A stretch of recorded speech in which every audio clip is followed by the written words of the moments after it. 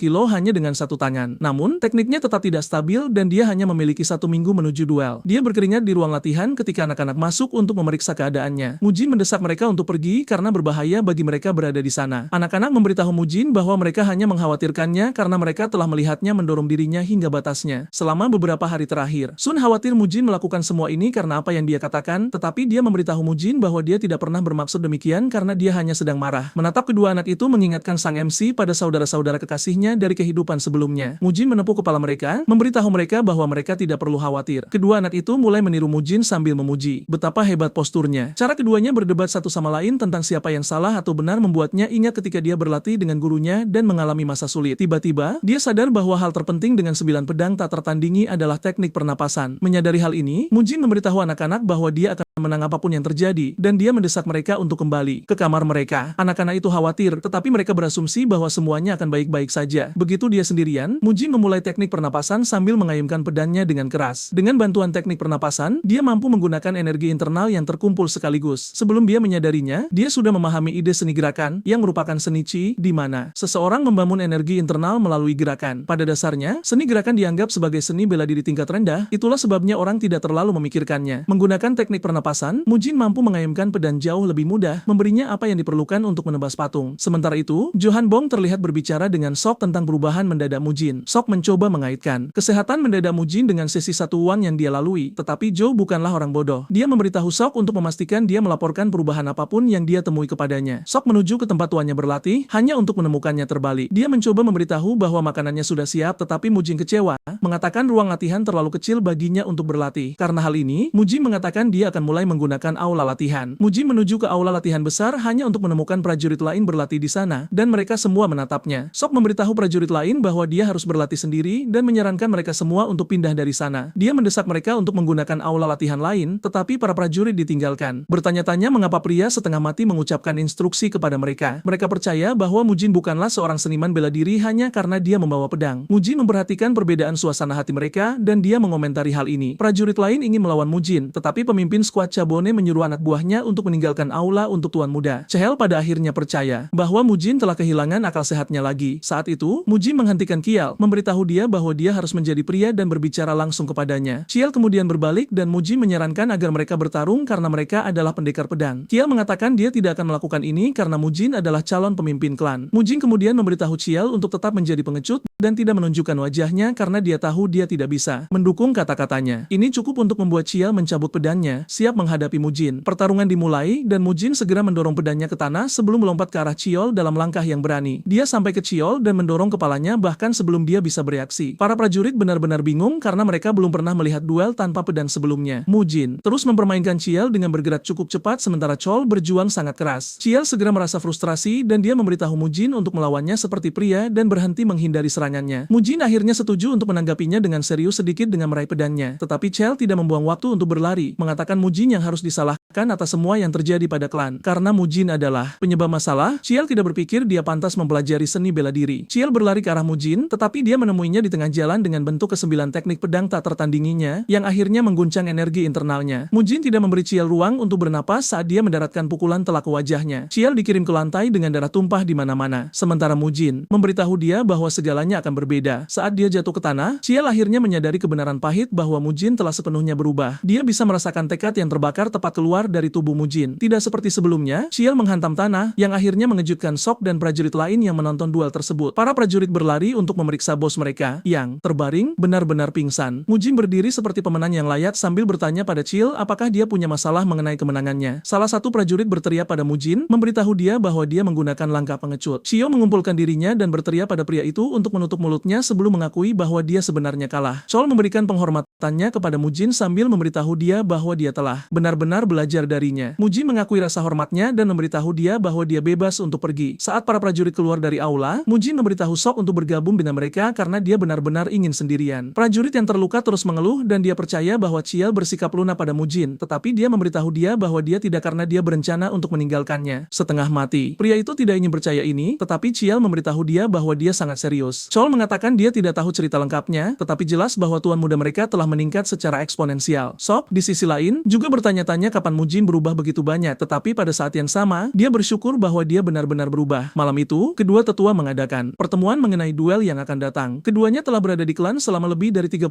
tahun dan telah setia sejak saat itu. Mereka berbicara tentang betapa menakjubkannya Kaisar Api selama masa mudanya. Dia adalah pemuda yang kompeten yang memamerkan seni bela diri sedemikian rupa sehingga bahkan klan Tan yang kuat harus mengakui bahwa dia adalah satu-satunya. Pada dasarnya, para tetua terpesona oleh kekuatannya dan mereka berdua bersumpah setia kepadanya. Joe percaya bahwa mereka mencoba mematahkan kesetiaan, tetapi Du tidak setuju dengan mengatakan mereka hanya perlu menyelesaikan masalah garis keturunan. Dia mengatakan mereka telah menjaga Mujin selama 17 tahun, tetapi klan telah menurun sejak saat itu. Keduanya percaya bahwa mereka telah melakukan cukup banyak dan tidak mungkin Kaisar Api akan menyalahkan mereka begitu mereka mencapai alam baka. Pada dasarnya, mereka telah mengumpulkan uang yang mereka butuhkan untuk pindah dan sebagai tambahan untuk ini beberapa seniman bela diri untuk membantu mereka. Du kemudian memberitahu Joe bahwa dia harus pergi lebih dulu sementara dia tetap di belakang untuk menjaga Mujin lebih lama. Rupanya, Master Marshal dari sekte Kongdong yang disewa oleh Chongka akan menjadi saksi duel. Joe adalah terkejut mendengar ini karena semuanya mengarah pada kecurangan. Kelompok pedagang pada dasarnya adalah sekumpulan sampah jahat yang akan memastikan tidak ada yang tersisa dari klan Hua. Dia memberitahu Joe untuk membawa anak-anak dan menunggunya di lokasi yang dijanjikan meskipun itu akan menjadi kejutan besar bagi anak-anak. Kemudian, Mujin menyadari bahwa jumlah daging sapi yang dia dapatkan semakin kecil. Membiarkannya bertanya kepada Sok mengapa ini terjadi. Sok kemudian mengungkapkan bahwa pelayan memberinya sedikit uang. Dan meskipun Mujin kesal dengan semua itu, dia mengesampingkannya untuk menunjukkan pakaian kerennya kepada Mujin. Sutra menghancurkan imajinasi indahnya dengan memberitahu dia bahwa dia terlihat lebih baik ketika dia semua dibalut perban. Ketika tiba waktunya untuk pergi ke duel, Mujin bertemu Du di luar rumah. Mujin awalnya mengira dia ada di sana untuk menghentikannya, tetapi dia mengatakan tidak, mengungkapkan bahwa dia sebenarnya ada di sana untuk mengikutinya ke duel. Mujin menyadari bahwa Du hanya mengkhawatirkan dirinya sendiri ketika semua yang dia rencanakan adalah mengalahkan saingannya hingga babak belur. Dengan ini, Sok dan Du bergabung dengan Mujin dalam perjalanan ke tempat duel. Di arena, di mana-mana ramai dengan kerumunan yang ingin melihat duel dan mereka yang ada di sana untuk membuat taruhan. Karena peluang tinggi yang ditempatkan pada Mujin, sebagian besar menaruh uang mereka padanya. Sesaat, dia tiba di arena dengan permen lollipop di mulutnya. Dan mereka yang melihatnya percaya dia adalah orang lemah dan bahkan lebih suka membatalkan taruhan mereka. Ketika dia melangkah ke arena, dia bertemu Chion, yang bertanya apakah dia benar-benar ingin melanjutkan duel. Penonton yang mendengar ini percaya bahwa Mujin adalah orang yang meminta duel terlebih dahulu meskipun dia lemah dan mereka percaya bahwa kegilaannya sedang merajalela. Mujin sangat kesal ketika dia menyadari bahwa kelompok itu sudah melukis mereka sebagai orang jahat dan dia berencana untuk menghukum mereka untuk ini. Mujin dengan percaya diri memberitahu Chion bahwa dia tidak akan duduk diam dan membiarkan dia mencuri manual rahasia klannya, yang justru itulah mengapa dia harus melawan mereka. Penonton terkejut mendengar ini karena mereka tidak pernah berharap kelompok pedagang mengejar teknik rahasia seni bela diri. Chion sangat percaya diri dengan cara hal-hal berjalan dan dia percaya bahwa Mujin akan membayar karena mencoba bertindak keren. Api disiapkan dan semua persiapan siap untuk duel. Tuan rumah mengumumkan bahwa saksi duel akan menjadi Han Yong dari sekte Kongdong. Han terlihat berdiri di balkon tampak keren dan kuat, siap untuk menjadi saksi keinginan tuannya. Dia memberitahu Dobo dan Mujin untuk keduanya bertarung dengan adil di depan penonton. Saat itu, Dobo membuat wahyu yang mengejutkan, memberitahu Mujin bahwa pakaian marsal yang dia kenakan saat ini dikirim secara pribadi olehnya sebagai peringatan kembalinya. Mujin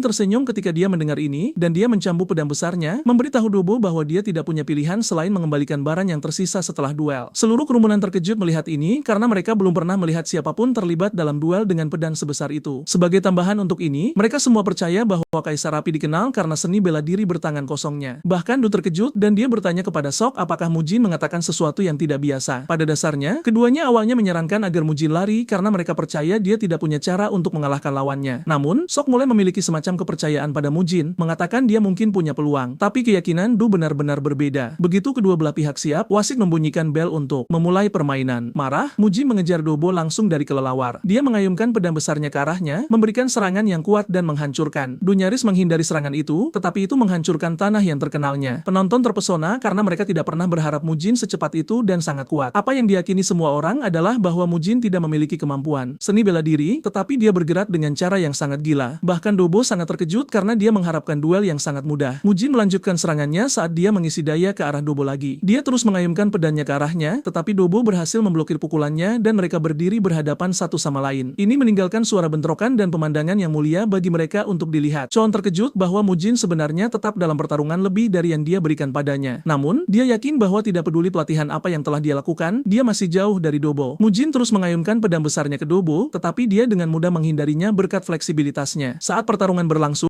Dobo berhasil mendaratkan serangan balik yang mengirim Mujin mundur, dan dia bersumpah dia akan meninggalkan Mujin dalam posisi yang lebih buruk dari sebelumnya. Dia yakin dia memiliki apa yang diperlukan untuk mematahkan keinginan seseorang. Berdiri di balkon, Du mengakui bahwa dia terkesan dengan bagaimana Mujin bertahan dalam pertarungan. Sok kemudian memberitahu Du bahwa dengan apa yang dia lihat, Mujin bahkan belum mengungkapkan kartu trufnya. Dia percaya bahwa Sok mengatakan sampah, tetapi Sok menyebutkan bahwa dia diam-diam melihat Mujin berlatih sendiri dan dia meyakinkan Dei bahwa sesuatu yang lebih kuat akan datang. Saat pertarungan berlangsung, Mujin menyadari bahwa kekuatannya saat ini setara dengan DOS, membiarkannya mempertanyakan prosedur pelatihan. Namun, dia tidak khawatir karena tidak peduli seberapa kuat lawannya, dia akan selalu menang. Dan kali ini, dia berencana untuk membunuh Dobo. Sementara itu, Joe sedang mengangkut saudara-saudara Mujin dan dia telah tiba di tujuannya dengan mereka tidur. Dia ingat Du memberitahu dia bahwa alasan dia belum datang adalah karena dia ingin tetap berada di sekitar dan mengumpulkan apapun yang tersisa dari Mujin setelah Dobo membunuhnya. Meskipun Joe tidak tahu apakah apa yang mereka lakukan benar, setidaknya mereka sudah memulai. Kembali ke arena, keduanya masih saling berhadapan. Mujin tidak khawatir karena dia percaya bahwa Dodo tidak lebih dari seorang pemula baginya. Keduanya terus saling memukul dan meskipun tampaknya mereka cocok, beberapa percaya bahwa Mujin sebenarnya memiliki keunggulan. Orang-orang mulai berbicara sampah tentang Mujin, mengatakan dia tidak terlalu mengesankan. Saat itu, Dobo meluncurkan serangan kuat yang dia arahkan langsung ke Mujin. Du dan Sok hampir pingsan saat mereka melihat serangan itu langsung menuju Mujin dan semua yang bisa mereka lakukan adalah berdoa agar dia benar-benar menghindari serangan itu. Menyadari bahwa Dobo sedang mengincarnya, Mujin menggunakan bentuk pertama 9 pedang tak tertandingi, langkah preemptif. Du mendaratkan pukulannya, tetapi berkat teknik yang digunakan Mujin, dia mampu memblokirnya, meninggalkan penonton dalam keterkejutan. Bahkan Dobo terkejut dan dia terpaksa bergerak mundur. Menyadari bahwa Mujin menjadi gila, Dobo mengumpulkan energi batinnya sebagai persiapan untuk serangan terakhir. Namun, Mujin mengolok-oloknya, mengatakan pengumpulan energi batinnya terlalu lambat. Mujin kemudian mengaktifkan bentuk kedua tekniknya dan dia berlari ke arah Dobo dengan begitu banyak kebencian. Du bisa merasakan ini dan semua yang bisa dia lakukan adalah memblokir. Serangan Mujin dalam pertarungan itu membuatnya benar-benar bingung karena ia tidak percaya bisa kalah dari Mujin. Du mengerahkan seluruh kekuatannya untuk menangkis serangan Mujin. Namun sebelum ia menyadarinya, pedangnya hancur berkeping-keping tepat di hadapannya. Pedang Mujin menerjang masuk, menebas Dobo dengan sangat keras. Du terhempas ke tanah sementara Chion berteriak frustrasi, memanggil nama Du. Dobo terkapar di sana dalam kubangan darahnya sendiri dengan lengan kanan yang hilang, dan Mujin secara otomatis memenangkan duel tersebut. Mujin kemudian berjalan menghampiri lengan Dobo dan berkata bahwa ia akan membawanya sebagai bayaran atas dendam selama 17 tahun. Chion terkejut mendengarnya, dan Mujin berkata bahwa kelompok pedagang itu mungkin bisa menemukan cara untuk menyambungkan kembali lengannya. Han melompat dari tempat pengamatannya untuk memeriksa Dobo. Chion juga bergegas menghampiri mereka, dan Han menyebutkan bahwa inti energi Dobo juga telah hancur. Han menatap Mujin, bertanya apakah ia benar-benar harus bertindak sejauh itu. Mujin berlagak bingung, bertanya apa maksud perkataan Han, dan Han mengatakan ada perbedaan kemampuan yang jelas karena pertarungan itu sudah berakhir sejak lama. Mujin kemudian menjawab karena Han banyak bicara, maka ia juga punya banyak hal untuk dikatakan. Mujin kemudian bertanya apakah memang perlu menggunakan jurus tinju 7 luka pada kepala anak berusia 5 tahun yang tidak punya kemampuan bela diri. Dengan kemarahan murni di matanya, Mujin memberitahu Han bahwa apa yang baru saja ia lakukan hanyalah penyelesaian dendam yang telah dipendamnya selama 17 tahun terakhir. Mujin juga menambahkan bahwa mereka akan mulai membayar membayar semua yang telah mereka lakukan terhadap klan Hua. Dengan kebencian yang nyata, ia mendesak Han dan bawahannya untuk mempersiapkan diri dengan baik. Chun jatuh berlutut dalam kesakitan, bersumpah bahwa ia tidak akan pernah melupakan apa yang baru saja dilakukan Mujin. Saat Mujin berjalan meninggalkan panggung, para penonton bersorak merayakan kemenangannya karena mereka terpukau melihat bagaimana ia menghancurkan Dobo. Selain hal-hal indah yang mereka saksikan, mereka menyadari bahwa mereka belum pernah melihat pedang yang ia gunakan sebelumnya. Pada dasarnya, mereka semua sangat antusias karena seorang master bela diri baru telah lahir. Du dan Sok bergegas menemui Mujin, dan ia memberitahu mereka bahwa sudah waktunya mereka pulang. Saat ia berjalan pergi, ia tiba-tiba berbalik bertanya pada Du apakah ia telah menghabiskan semua emas yang dipercayakan kepadanya. Du menjawab dengan gugup bahwa masih ada sedikit yang tersisa. Mujin kemudian berkata ia mungkin harus mampir ke sekte Bang Ho karena harus meminjam uang. Tiba-tiba, ia memberitahu Du bahwa ia tidak peduli jika ia, Zhou, dan praktisi bela diri lainnya ingin pergi. Tetapi ia memperingatkan bahwa akan ada konsekuensi besar jika mereka mencoba menjauhkan saudara-saudaranya darinya. Ia mengatakan ini dengan niat membunuh yang begitu kuat hingga hampir melumpuhkan Du di tempatnya berdiri. Sementara itu, saudara-saudaranya sudah berteriak pada Zhou karena membawa mereka pergi saat mereka seharusnya menonton duel kakak mereka. Zhou tahu bahwa mereka akan tamat saat ia membaca surat yang baru saja diantarkan merpati dan menyadari bahwa Mujin secara tak terduga memenangkan pertarungan. Du memberitahu dalam surat itu bahwa mereka telah ketahuan dan ia mendesaknya untuk segera kembali ke rumah secepatnya. Tanpa menunda, Zhou mulai berkuda pulang dengan perasaan takut sementara anak-anak merayakan kegembiraan karena ingin kembali menemui kakak mereka. Kemudian, Mujin memberitahu Du bahwa sudah waktunya baginya untuk berurusan dengan sekte Bang Ho dan ia memberitahu Du untuk tidak mengkhawatirkan apapun. Meskipun Mujin sekarang dianggap mumpuni, Du mendesaknya agar tidak terlibat dengan sekte sosial dengan cara apapun. Menyadari bahwa Pak Tua itu hanya berpikir berlebihan, Mujin mengatakan padanya bahwa ia tidak akan melakukannya. Dengan ini, Mujin berangkat menemui sekte Bang Ho, tetapi Sok khawatir keadaan akan berakhir buruk. Mujin berkata ia tidak bisa menunda lebih lama lagi, dan ia mendesak Sok untuk tetap berada di dekatnya. Sesaat kemudian, Mujin tiba di sekte Bang Ho, mengejutkan MA karena ia tidak pernah menyangka akan melihat Mujin lagi. Mujin memberitahu MA bahwa ia di sana untuk melunasi hutang-hutangnya sambil mengejek MA karena sekte mereka sekarang terlihat sepi. MA mencoba menutupi kekalahan mereka dengan mengatakan sebagian besar penjudi di wilayah itu pergi hanya karena ingin menonton duelnya melawan Dobo. Karena ia mengklaim semua orang pergi menontonnya bertarung, Mujin bertanya padanya apakah ia mengadakan taruhan untuk pertandingannya. Tanpa ragu, Mujin yakin bahwa mereka memberinya peluang tinggi dan dari situ mereka pasti menghasilkan banyak uang. Karena mereka telah menghasilkan uang, Mujin secara otomatis menunjukkan minatnya dan MA jelas tahu bahwa ia akan memeras mereka. Untuk menghindari masalah dengannya, MA memberitahu bahwa mereka akan menunjukkan rasa terima kasih mereka. Mujin senang mendengarnya karena semua orang jelas menyukai uang. MA bisa merasakan aura dingin yang terpancar dari tubuh Mujin dan itu menunjukkan bahwa ia dipenuhi dengan niat membunuh yang sangat kuat. Mujin kemudian bertanya pada MA tentang bosnya dan ini mengejutkan MA yang bertanya mengapa ia ingin tahu di mana bos mereka berada. Mujin menggebrak meja,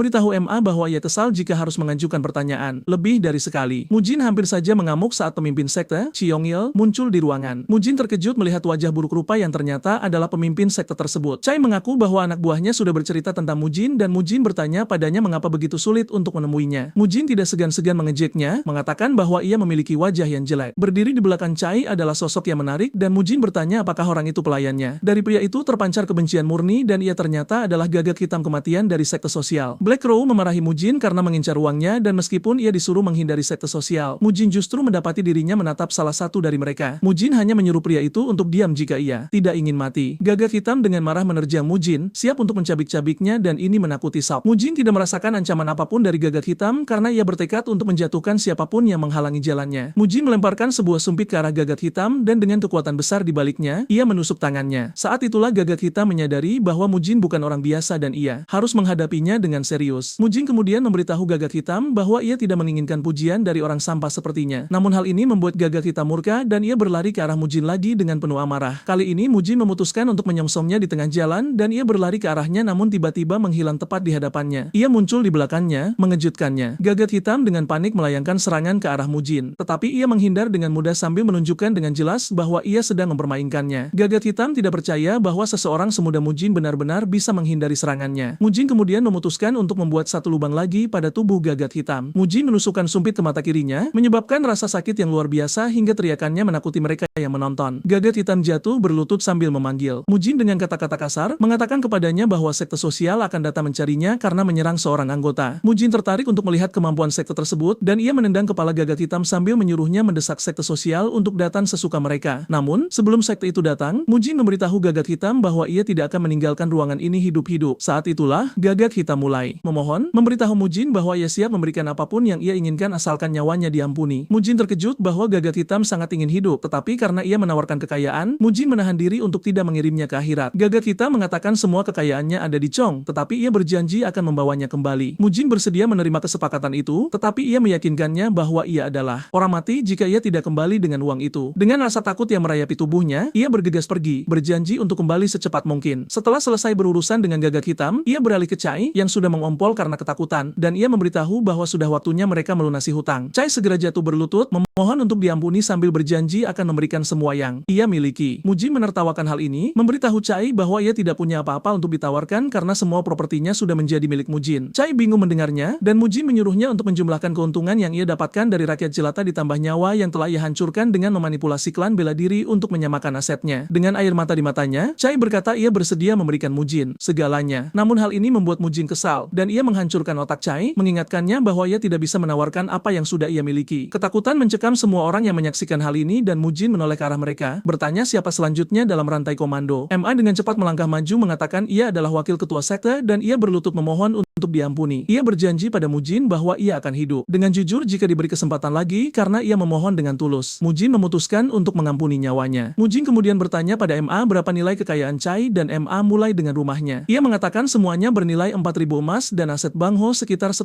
emas. Selain itu, ada upeti 500 emas dari sekte soal. Pada dasarnya, semuanya berjumlah lebih dari 20.000 emas dan Mujin menyebutkan bahwa ia ingin semuanya diserahkan kepadanya. MA kemudian memberitahu bahwa ia akan mempersiapkan segalanya dan membawanya kepadanya. Mujin senang mendengarnya karena ia ingin semuanya ditangani tanpa penundaan. Setelah MA pergi, Mujin menatap perwira sekte lainnya dengan ekspresi yang sangat mematikan dan ia menyuruh mereka mulai menegosiasikan nyawa mereka. Ini mengejutkan mereka dan ia mengingatkan bahwa MA adalah satu-satunya orang yang ia janjikan untuk diampuni. Ketakutan mencekam mereka dan mereka mulai memohon untuk diampuni. Sesaat kemudian, Mujin kembali ke rumah dengan beberapa kotak penuh harta karun dan uang, membuat Du terkejut. Ia memberitahu Du bahwa setiap kotak berisi sekitar 400 emas. Du mencoba mengingatkan Mujin bahwa sekte Bang Ho didukung oleh sekte soal. Namun, masalah utamanya bukan sekte tersebut, melainkan siapa yang bersekutu dengan mereka, dan itu adalah pria menakutkan bernama Juang. Du menambahkan bahwa sekte itu juga memiliki Gagat Hitam dan Gagat Merah. Saat ia mendengar tentang Gagat Hitam, Mujin memberitahu Du bahwa ia sudah membereskannya. Ini mengejutkan Du dan Mujin memberitahu Du untuk tidak menempatkannya di tingkat yang sama dengannya atau Zhou karena siapapun yang datang mencari masalah dengan klan akan berakhir di liang lahat. Setelah selesai mengatakan ini, ia menyuruh Du untuk membawakannya daging sapi dan ia juga memerintahkan agar saudara-saudaranya diberi makan dengan baik saat mereka kembali. Saat Mujin berbalik untuk pergi, Du tidak percaya bahwa Mujin telah menanamkan rasa takut pada Gagat Hitam yang dianggap sebagai ancaman di seluruh wilayah. Du menyadari bahwa Mujin benar-benar berbeda dari orang yang dulu ia kenal. Sementara itu, Chon telah menyewa pembunuh bayaran untuk menghabisi segala sesuatu yang berharga bagi Mujin, tetapi ia memerintahkan mereka untuk membawa kembali salah satu anak dalam keadaan hidup. Di masa lalu, klan Flamehua cukup sukses dan pria luar biasa yang dikenal sebagai Kaisar Api menarik kekaguman dari praktisi bela diri yang tak terhitung jumlahnya yang selalu mengawasinya. Ia bahkan menerima pujian dari klan Tang yang bergengsi dari Sichuan. Dalam satu generasi, klan Flamehua menjadi klan bela diri yang tidak bisa diabaikan oleh siapapun. Mereka yang dianggap sebagai praktisi bela diri puncak bahkan berpikir dua kali sebelum mencari masalah dengan klan Flamehua. Karena itu, pernah ada suatu masa ketika orang-orang Sichang akan bersorak penuh semangat setiap kali anggota klan berjalan di jalanan. Namun, setelah Kaisar Api meninggal, patriar berikutnya menunjukkan betapa buruknya dia. Dan karena hal ini, klan Flamehua perlahan-lahan merosot. Mereka yang selama ini setia kepada keluarga mulai pergi satu persatu. Dengan ini, citra Kaisar yang pernah menguasai dunianya terbagi di antara mereka yang mengingatnya dan mereka yang tidak. Tapi satu hal yang tetap ada adalah bahwa ia adalah pria yang luar biasa. Karena aura luar biasa yang dimiliki Mujin saat berjalan, para tetua mulai membandingkannya dengan mendiang Kaisar. Tak lama kemudian, para prajurit yang terluka muncul untuk memberitahu Du bahwa mereka telah disergap oleh pembunuh bayaran. Tetua Zhou dan sekelompok prajurit adalah satu-satunya yang melawan para pembunuh tersebut. Begitu Du mendengar ini, ia menyadari bahwa kedua anak muda itu dalam bahaya, dan ia menyuruh para prajurit untuk segera memberitahu Mujin sementara ia pergi mendahuluinya. Di dalam hutan, Zhou mendapati dirinya berjuang melawan para pembunuh karena para prajurit bersamanya telah dijatuhkan. Bahkan dalam menghadapi bahaya besar, ia tetap berdiri kokoh dengan penuh kesiapan untuk melindungi anak-anak. Tepat saat ia hampir kewalahan, Du muncul tepat waktu untuk membantunya. Hal ini membuat para pembunuh kesal karena mereka hampir saja menyelesaikan misi mereka sebelum Du muncul. Pemimpin pembunuh berteriak pada anak buahnya, menyuruh mereka menjatuhkan keduanya, dan babak baru pertempuran sengit pun terjadi. Du berhasil bertukar beberapa pukulan dengan para pembunuh, tetapi usia tua segera menghambatnya dan para pembunuh mulai unggul. Sebelum ia menyadarinya, bahunya tertebas, memaksanya mundur. Salah satu pembunuh kemudian menjadikan Du sebagai sasarannya dan ia menyuruh rekan-rekannya untuk membunuh salah satu anak. Ia mendorong Du ke belakang, memaksanya untuk terus bertahan, tetapi Du menolak untuk menyerah. Beberapa saat kemudian, Du tertebas dengan sangat parah dan ia berteriak kesakitan. Du terhempas ke tanah tanpa cara untuk mempertahankan diri atau melindungi anak-anak. Karena Du sudah tidak berdaya, para pembunuh memusatkan perhatian pada anak-anak, bertanya siapa di antara mereka yang akan dibunuh atau dibiarkan hidup. Meskipun Dojan tidak bisa melakukan apapun untuk membantu, ia tetap berdiri teguh untuk melindungi saudara perempuannya, dan para pembunuh memutuskan bahwa dialah yang akan mati. Tepat saat mereka akan menebas Dojan, suara Mujin menggema di hutan, menyuruh mereka berhenti di tempat. Ia tampak sangat mengancam saat melesat ke arah mereka dengan kecepatan tinggi, tetapi para pembunuh tidak terlihat takut karena Mujin sebelumnya dikenal sebagai sampah. Pemimpin pembunuh kemudian menyuruh anak buahnya untuk membunuh Mujin karena ia telah memutuskan untuk menghalangi jalan mereka. Salah satu pembunuh melesat ke arah Mujin, tetapi Mujin menjadikannya sasaran pertama bagi amarahnya. Ia menghancurkan pedang pria itu dengan sedikit usaha sebelum meluncurkan tebasan vertikal yang membelah pria itu menjadi dua bagian. Tanpa membuang waktu, ia melewati pria itu dan menuju ke arah sisa pembunuh lainnya. Saat mereka melihat betapa gilanya dia, pemimpin pembunuh memerintahkan anak buahnya untuk bersatu dan menjatuhkan Mujin sekaligus. Kelompok itu dengan cepat mengeroyoknya, tetapi sebelum mereka bisa menjangkaunya, Mujin mengaktifkan bentuk 5 dari 9 pedang tak tertandingi yang disebut teknik pembantai tentara, dan ia menebas. Mereka semua seperti tisu. Salah satu dari mereka mencoba menyerang Mujin, tetapi ia menghindar dengan mudah sebelum melepaskan kepala pria itu dari tubuhnya. Saat itulah pembunuh yang tersisa akhirnya menyadari bahwa mereka sedang berhadapan dengan monster. Sebelum ia sempat melakukan gerakan lain, lengan kanannya telah terlepas dari tubuhnya dan ia berteriak kesakitan. Mujin kemudian menyuruhnya untuk tidak bergerak lagi jika ia masih ingin tetap hidup. Mujin berbalik untuk melihat Zhou membantu Du berdiri dan Dojan menutupi mata adiknya agar ia tidak melihat pembantaian yang terjadi di depan mereka. Dojan meyakinkan adiknya bahwa mereka tidak perlu takut karena Mujin telah muncul dan telah mengalahkan semua orang jahat. Mujin menghampiri keduanya dan bertanya apakah mereka baik-baik saja. Dojan meyakinkannya bahwa mereka baik-baik saja dan Mujin menduga bahwa mereka pasti ketakutan. Namun Dojan mengatakan kepadanya bahwa ia tidak akan mengaku sebagai putra dari seorang master bela diri jika takut. Mujin lega mendengarnya dan ia menepuk kepala bocah itu atas keberaniannya. Ia kemudian menyuruh tetua Zhou untuk membawa para prajurit yang terluka dan adik-adiknya kembali ke kediaman. Saat rombongan itu pergi, Mujin mengalihkan perhatiannya ke pembunuh terakhir, menyuruhnya untuk tutup mulut tentang lengannya yang terpotong. Mujin kemudian bertanya apakah ia dikirim oleh kelompok pedagang Chonghua. Pria itu ragu hal sebelum menjawab, dan Mujin mengatakan bahwa ia mungkin akan mengampuni nyawanya jika ia menjawab dengan jujur. Pembunuh itu menjadi penasaran mendengarnya, dan ia segera mengungkapkan bahwa Chon menyewa mereka melalui faksi Dead Forest. Setelah memberitahu Mujin apa yang ia ketahui, ia bertanya apakah Mujin akan melepaskannya seperti yang dikatakannya. Mujin kemudian menyuruhnya lari kembali ke Chon untuk memberitahu bahwa ia telah memusnahkan kelompok yang dikirim untuk mengejar adik-adiknya dan memberitahu bahwa ia akan mengambil nyawanya selanjutnya. Kemudian, semua mata tertuju pada Mujin saat ia berjalan menyusuri jalanan dengan tubuh yang berlumuran darah. Mereka yang selama ini meremehkannya di masa lalu tidak bisa melakukannya lagi karena mereka tidak mau mengambil risiko menjadi salah satu korbannya. Orang-orang penasaran untuk mengetahui apakah bakat luar biasa yang mereka kenal saat ia masih kecil akhirnya telah kembali. Setelah memastikan ia telah mengumpulkan cukup aura di jalanan, Mujin akhirnya kembali ke rumah dan Masak datang berlari menyambutnya. Tetapi Mujin menepis kepalanya. Ia bertanya pada Masak apakah para prajurit yang terluka semuanya ada di aula pengobatan dan ia mengiyakannya. Masak mengungkapkan bahwa Dojan dan adiknya juga sedang beristirahat di kamar mereka untuk memulihkan tenaga. Mujin senang mendengarnya dan ia menyuruh Masok menyiapkan air mandi untuknya. Beberapa saat kemudian, Mujin merendam dirinya dalam pemandian air hangat yang disiapkan untuknya oleh Mujin. Sambil mandi, ia memikirkan adik-adiknya dan keinginannya untuk menjauhkan mereka dari melihat sisi buruk dunia. Meskipun mereka adalah anak-anak dari klan bela diri, Mujin tidak merasa benar bagi mereka untuk terpapar kekejaman di usia muda. Namun, di saat yang sama, ia khawatir bahwa ia sedang memproyeksikan ketakutan masa lalunya kepada mereka. Keesokan harinya di aula pengobatan, Mujin mendatangi tetua Zhou untuk menanyakan tentang manual seni api merah. Zhou terkejut saat mendengar hal ini dan Mujin bertanya mengapa ia terkejut. Zhou bertanya kepadanya mengapa ia meminta manual tersebut dan Mujin menyadari bahwa Zhou khawatir ia akan kambuh dan menghancurkan segalanya. Zhou tiba-tiba menjawab bahwa bukan itu alasannya dan Mujin pada dasarnya mengatakan padanya bahwa ia berencana untuk berlatih sendiri karena Zhou saat ini sedang tidak berdaya. Mujin juga bisa melihat bahwa Zhou meragukan kemampuannya. Namun Zhou membantah hal ini. Mujin kemudian meyakinkan Zhou bahwa ia tidak perlu khawatir karena ia tidak akan mengamuk. Menyadari bahwa Mujin tidak memiliki niat buruk, Zhou akhirnya memberikan manual itu kepadanya. Setelah Mujin pergi, Zhou mengungkapkan kekhawatirannya pada Du, bertanya apakah ia tidak membuat keputusan yang salah dengan memberikan manual itu kepada Mujin. Du menyuruhnya untuk tidak khawatir karena Mujin telah menunjukkan beberapa ilmu pedang yang sangat luar biasa akhir-akhir ini. Du berkata karena Mujinlah mereka bisa selamat dari upaya pembunuhan tersebut. Du juga menambahkan bahwa Mujin tampaknya telah sembuh dan ia percaya bahwa perawatan penganu Tao itu membuahkan hasil. Zhou setuju bahwa perawatan itu berhasil, tetapi di saat yang sama ia bertanya-tanya apakah perawatan itu juga membantu kemampuan bela dirinya. Du juga mengatakan peningkatan mendadak Mujin adalah sesuatu yang patut dicatat dan ia percaya bahwa Mujin mengalami pertemuan yang ditakdirkan karena inilah satu-satunya penjelasan untuk peningkatan mendadaknya. Zhou senang dengan keadaan yang sedang berlangsung dan ia percaya bahwa kemerosotan klan akhirnya akan berakhir. Di tempat latihan, Mujin memanggil adik-adiknya untuk melatih mereka. Mujin menjelaskan konsep seluruh latihan kepada mereka, memberitahu bahwa mereka diharapkan untuk bergerak dengan sangat lancar. Ia menyebutkan bahwa itu adalah teknik gerakan dasar yang ia ciptakan sendiri berdasarkan pengalaman tempur nyata yang tak terhitung jumlahnya. Keduanya terkesan mendengarnya dan Soyeon memotong pembicaraan mengungkapkan keterkejutannya karena tetua Zhou mengklaim bahwa Mujin tidak memiliki pengalaman tempur nyata. Dojen tidak percaya bahwa adiknya pada dasarnya mengatakan hal apa adanya. Mujin kemudian menyarankan agar mereka melewati pembicaraan yang membosankan dan ia menyuruh keduanya untuk menyerangnya dengan teknik tinju dasar yang telah mereka pelajari. Keduanya mengambil posisi dan mereka menyerang Mujin pada saat yang sama. Namun gerakan mereka membuat Mujin sangat kecewa. Penampilan dari keduanya membuatnya bertanya-tanya apakah mereka benar-benar dari klan bela diri. Ia menyadari bahwa keduanya kekurangan gerakan dasar bahkan untuk dianggap sebagai seni bela diri. Merasa frustrasi dengan penampilan buruk yang mereka tunjukkan, ia menyuruh mereka berhenti. Ia mengatakan mereka harus berhenti berlatih untuk hari itu karena kepalanya sakit. Keduanya terkejut karena ia mengaku sakit kepala padahal mereka bahkan tidak menyentuh kepalanya. Mujin kemudian berbohong bahwa keduanya lebih terampil dari yang ia duga. Ia memberitahu mereka bahwa satu-satunya hal yang perlu mereka lakukan saat ini adalah memperkuat tubuh mereka sebelum mempelajari teknik tingkat lanjut apapun. Setelah keduanya pergi, Mujin menyadari bahwa ia memiliki tugas besar di tangannya dan itu tidak akan mudah. Ia kemudian menyadari bahwa gurunya pasti juga mengalami kesulitan saat melatihnya. Meskipun demikian, Mujin siap untuk memulihkan keagungan klan karena dialah yang patut disalahkan atas apa yang terjadi. Selain itu, Mujin bertujuan untuk mengalahkan satu orang yang gagal ia kalahkan di kehidupan sebelumnya. Mujin kemudian mengambil pedangnya dan ia memulai latihan solonya dan ia bisa melihat dengan jelas bahwa pedang itu menjadi sangat ringan di tangannya. Ia juga menyadari bahwa kecepatannya meningkat dengan setiap pengulangan bentuk pedang. Beberapa hari kemudian, Du dan Zhou akhirnya kembali bertugas. Mujin memberitahu bahwa mereka telah melakukan semua yang ia minta dan ia memuji mereka atas pekerjaan yang diselesaikan dengan baik. Namun Masak menginginkan lebih. Mujin dengan marah mengingatkannya tentang apa yang akan terjadi jika ia datang ke lokasi sedikit terlambat. Mujin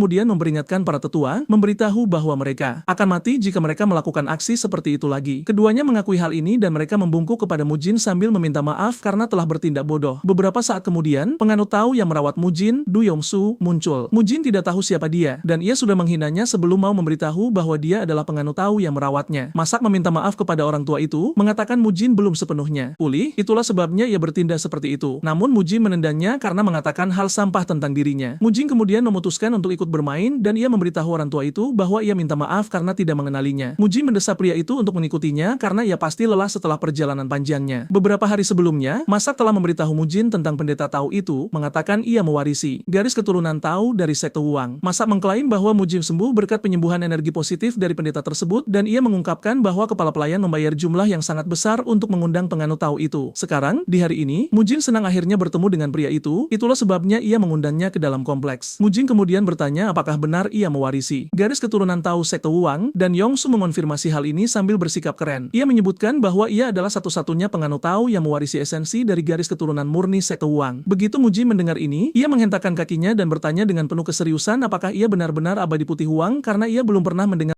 penerus garis keturunan Tao Wuang yang masih hidup. Yongsu. Mujin bersikap seolah sedang membodohi pria itu, namun Mujin menegaskan bahwa ia punya sedikit waktu sebelum Mujin berubah pikiran. Taois itu tetap bersikeras dengan kepolosannya, bertanya apakah Mujin meragukan orang yang telah menyembuhkannya, tetapi Mujin langsung mengeluarkan pedang besarnya. Ia memberitahu Yongsu bahwa karena dia mengaku sebagai seorang Taois, seharusnya dia tidak kesulitan untuk menghindari serangan pedangnya. Mujin mengayunkan pedangnya dan nyaris membelah pria tua itu menjadi dua, namun tebasan itu justru meninggalkan bekas retakan besar di lantai. Ma dan para tetua panik saat melihat hal ini karena mereka pikir Mujin sudah gila. Mujin menyuruh ketiganya untuk tutup mulut dan membawakannya air karena ia ingin menunjukkan sesuatu yang lucu. Saat air tiba, Mujin langsung menyiram Yongsu dengan air tersebut. Yongsu masih mencoba berating seolah tidak tahu apa-apa sambil bertanya pada Mujin apakah ini cara mereka membalas kebaikan di klan tersebut. Mujin mengabaikannya dan mencengkeram janggut panjangnya yang seketika terlepas, membuat para tetua dan Meso terkejut. Bahkan Yongsu sadar bahwa dia tamat karena mereka telah mengetahui bahwa dia mengenakan janggut palsu. Mujin mengejeknya, mengatakan bahwa dia bahkan sudah berusaha sekuat tenaga untuk merekatkan janggut itu dengan hati-hati. Yongsu segera mendapati dirinya harus mempertanggungjawabkan perbuatannya di depan Mujin dan para pengikutnya. Dan Mick bertanya pada Mujin apa yang rencananya akan dia lakukan terhadap pria itu. Mujin menjawab bahwa dia tidak berniat melepaskan Yongsu dan berkata mungkin dia akan memotong anggota tubuhnya dan menjadikannya kasim saja. Yongsu panik saat mendengar ini dan mulai memohon pada Mujin untuk mengampuninya. Mujin meyakinkannya bahwa ia tidak berniat membunuhnya karena jika dia melakukannya, tidak ada cara untuk mendapatkan uangnya kembali. Mujin berkata dia hanya ingin memotong anggota tubuhnya, tetapi Yongsu memohon dengan ketakutan, meminta Mujin agar membiarkan anggota tubuhnya tetap utuh. Yongsu berjanji akan mengembalikan semua uang yang ia peras. Mujin menerima kesepakatan itu tetapi memberitahunya bahwa ia juga akan membebankan biaya karena tidak jadi memotong anggota tubuh dan kejantanannya. Karena takut akan anggota tubuhnya, Yongsu memberitahu Mujin bahwa ia siap membayar berapapun asalkan Mujin membiarkannya tetap utuh. Mujin kemudian bertanya berapa banyak yang dikumpulkan pria itu darinya, dan Du mengungkapkan bahwa dia telah membayar 50 keping emas nayang. Mujin mendengar hal ini dan mengungkapkan kekecewaannya tentang betapa mudahnya Du tertipu oleh penipuan Yongsu. Dalam pembelaannya, Du mengatakan dia mendengar bahwa Yongsu adalah penyembuh yang hebat. Mujin kemudian beralih ke Yongsu, memberitahu bahwa hal pertama yang akan dia lakukan adalah membayar kembali 50 keping emas tersebut. Yongsu mengungkapkan niatnya untuk membayar uang itu, tetapi mengklaim bahwa uang tersebut berada di kediamannya di Jinyang. Tanpa ragu, Mujin menyuruhnya untuk memimpin jalan ke Jinyang yang berjarak 4 jam perjalanan. Du dan Zhou bertanya apakah mereka harus ikut, tetapi Mujin memberitahu mereka bahwa tidak perlu karena mereka masih dalam masa pemulihan. Ia mendesak mereka untuk tetap di rumah dan memastikan tidak ada masalah. Saat dia pergi bersama Yongsu, Du merasakan kekhawatiran Zhou dan mendesaknya untuk mempercayai pria itu dalam masalah ini karena dia bukan lagi pria yang seperti dulu. Beberapa saat kemudian, mereka sampai di tempat kereta kuda Yongsu menunggu, dan Mujin terkejut melihat jenis kereta mewah yang digunakan pria itu. Ini pada dasarnya menunjukkan betapa suksesnya bisnis penipuannya. Mujin bahkan lebih terkesima saat ia melangkah masuk ke dalam kereta dan melihat betapa mewahnya dekorasi di dalamnya. Bagian dalamnya dilapisi kapas dan diselesaikan dengan kulit, dan Yongsu mengatakan itu dibuat dengan sempurna karena dia sering bepergian. Jadi kenyamanan adalah suatu keharusan. Mujin menyeringai, mengatakan Yongsu memiliki etos kerja yang kuat untuk seseorang yang merupakan seorang juru masak. Ia bertanya mengapa dia tidak melakukan pekerjaan jujur karena dia sudah profesional. Yongsu menundukkan kepalanya kepada Mujin, meyakinkannya bahwa ia akan memulai sesuatu yang sah mulai saat itu dan seterusnya. Mujin kemudian berbaring dengan nyaman, memberitahu pria tua itu bahwa dia perlu tidur. Ia menyarankan agar dia membangunkannya ketika mereka telah tiba di tujuan mereka. Yongsu mengakui perintah tersebut dan meyakinkan Mujin bahwa dia akan membangunkannya saat mereka tiba. Jauh di lubuk hatinya, Yongsu menyimpan niat buruk terhadap Mujin, dan dia tidak sabar untuk menunjukkan apa yang terjadi ketika seseorang berani berurusan dengannya. Kereta segera berangkat, dan setelah beberapa jam perjalanan, mereka tiba di daerah hutan yang sangat sunyi dan terpencil. Yongsu melangkah keluar dari kereta untuk menemui seorang kenalan yang tampaknya adalah seorang bandit. Dia memberitahu pria itu bahwa Mujin sedang tertidur lelap di dalam kereta. Dia menyuruh bandit itu untuk menyeretnya keluar dan memberinya pelajaran. Pria besar itu bersemangat untuk melakukannya karena dia tidak mengerti mengapa seseorang ingin mengganggu bisnis seorang Taois. Pria besar itu berjalan masuk ke dalam kereta dan melayangkan tinju ke arah Mujin. Tepat saat pukulannya hendak mendarat, Mujin berbalik untuk menangkis pukulan itu dengan pedangnya. Mujin tersenyum jahat sambil bertanya apakah mereka sudah sampai. Mujin merasa jijik dengan pria yang berdiri di atasnya itu dan dia membuatnya terbang keluar dari kereta, mengejutkan Yongsu. Bandit itu merasakan dampak dari pukulan Mujin merambat ke seluruh tubuhnya, dan dia memutuskan untuk serius karena klaim bahwa Mujin itu mengesankan bukanlah klaim palsu. Mujin perlahan berjalan keluar dari kereta, bertanya kepada Yongsu sejak kapan tujuan mereka menjadi hutan terpencil. Mujin akhirnya menyadari bahwa dia juga menjadi target sang Taois. Dia mengira dia hanya seorang penipu, tetapi kemudian dia menyadari bahwa dia memiliki rencana lain juga. Mujin tidak tersinggung akan hal ini karena dia justru mencari sedikit aksi. Bagaimanapun, Mujin mengeluarkan aura yang luar biasa dari tubuhnya, sambil memberitahu pria besar itu bahwa dia ingin melihat kemampuan aslinya. Pria besar itu bisa merasakan tekanan yang datang dari Mujin dan dia memanggil sisa kelompoknya untuk keluar agar mereka bisa menjatuhkan Mujin bersama-sama. 3 pria besar lainnya muncul dari tempat persembunyian mereka dan ternyata mereka dikenal sebagai 4 iblis Zhongshan. Saat Mujin melihat mereka dengan baik, dia bisa melihat bahwa mereka menggunakan energi iblis, tetapi dia tidak mengatakan apapun tentang hal ini. Mujin merujuk pada keragaman senjata mereka dan memberitahu mereka bahwa dia ingin melihat kedalaman keterampilan mereka. Tanpa membuang waktu lagi, Mujin melesat ke arah pemimpin tim dan mendorongnya menjauh dari rekan setimnya. Dia membuatnya bertahan saat dia terus meluncurkan serangkaian serangan padanya. Sisa tim segera menyadari bahwa Mujin hanya mengejar pria itu dan mereka bergerak untuk membantunya. Bahkan pria yang diserang itu merasakan hantaman keras dari serangan Mujin. Dia membandingkan serangannya dengan gada berat. Dia segera kehilangan keseimbangan dan Mujin menendang wajahnya, menghancurkan mulutnya. Tepat saat itu, sisa tim mengejar dan yang terdekat mencoba memenggal kepala Mujin dengan kapaknya, tetapi Mujin dengan mudah menghindar dan memberikan pukulan siku yang kuat ke perutnya, menyebabkan pria itu menjerit kesakitan. 2 lainnya mencoba menjatuhkan Mujin dengan serangan menjepit, tetapi dia menghindar, memaksa keduanya untuk mengulurkan lengan mereka terlalu jauh. Ini menciptakan celah bagi Mujin untuk dengan mudah memukul salah satu dari mereka hingga jatuh ke tanah. Mujin kemudian mengejar orang terakhir, dan pria itu mencoba memblokir serangan Mujin dengan pedangnya, tetapi pedang itu hancur tepat di depannya. Pedang Mujin hampir membelah pria itu menjadi dua, tetapi Mujin menahan diri. Hidup pria itu berkelebat di depan matanya dan saat dia masih gemetar karena ini, Mujin mengirimnya terbang dengan tendangan kuat ke dada. Dengan ini, Mujin menjatuhkan keempatnya dan dia membuat mereka berlutut, berjuang untuk bernapas. Selama pertarungan, dia telah memastikan bahwa mereka menggunakan seni iblis. Namun ini membuatnya bertanya-tanya bagaimana bisa ada seni iblis di dataran tengah. Mujin menganggap mereka sebagai juniornya dan dia tidak ingin membunuh juniornya. Dia sedang merenungkan apa yang harus dilakukan ketika pemimpin tim berteriak memberitahu Mujin bahwa mereka mengaku kalah.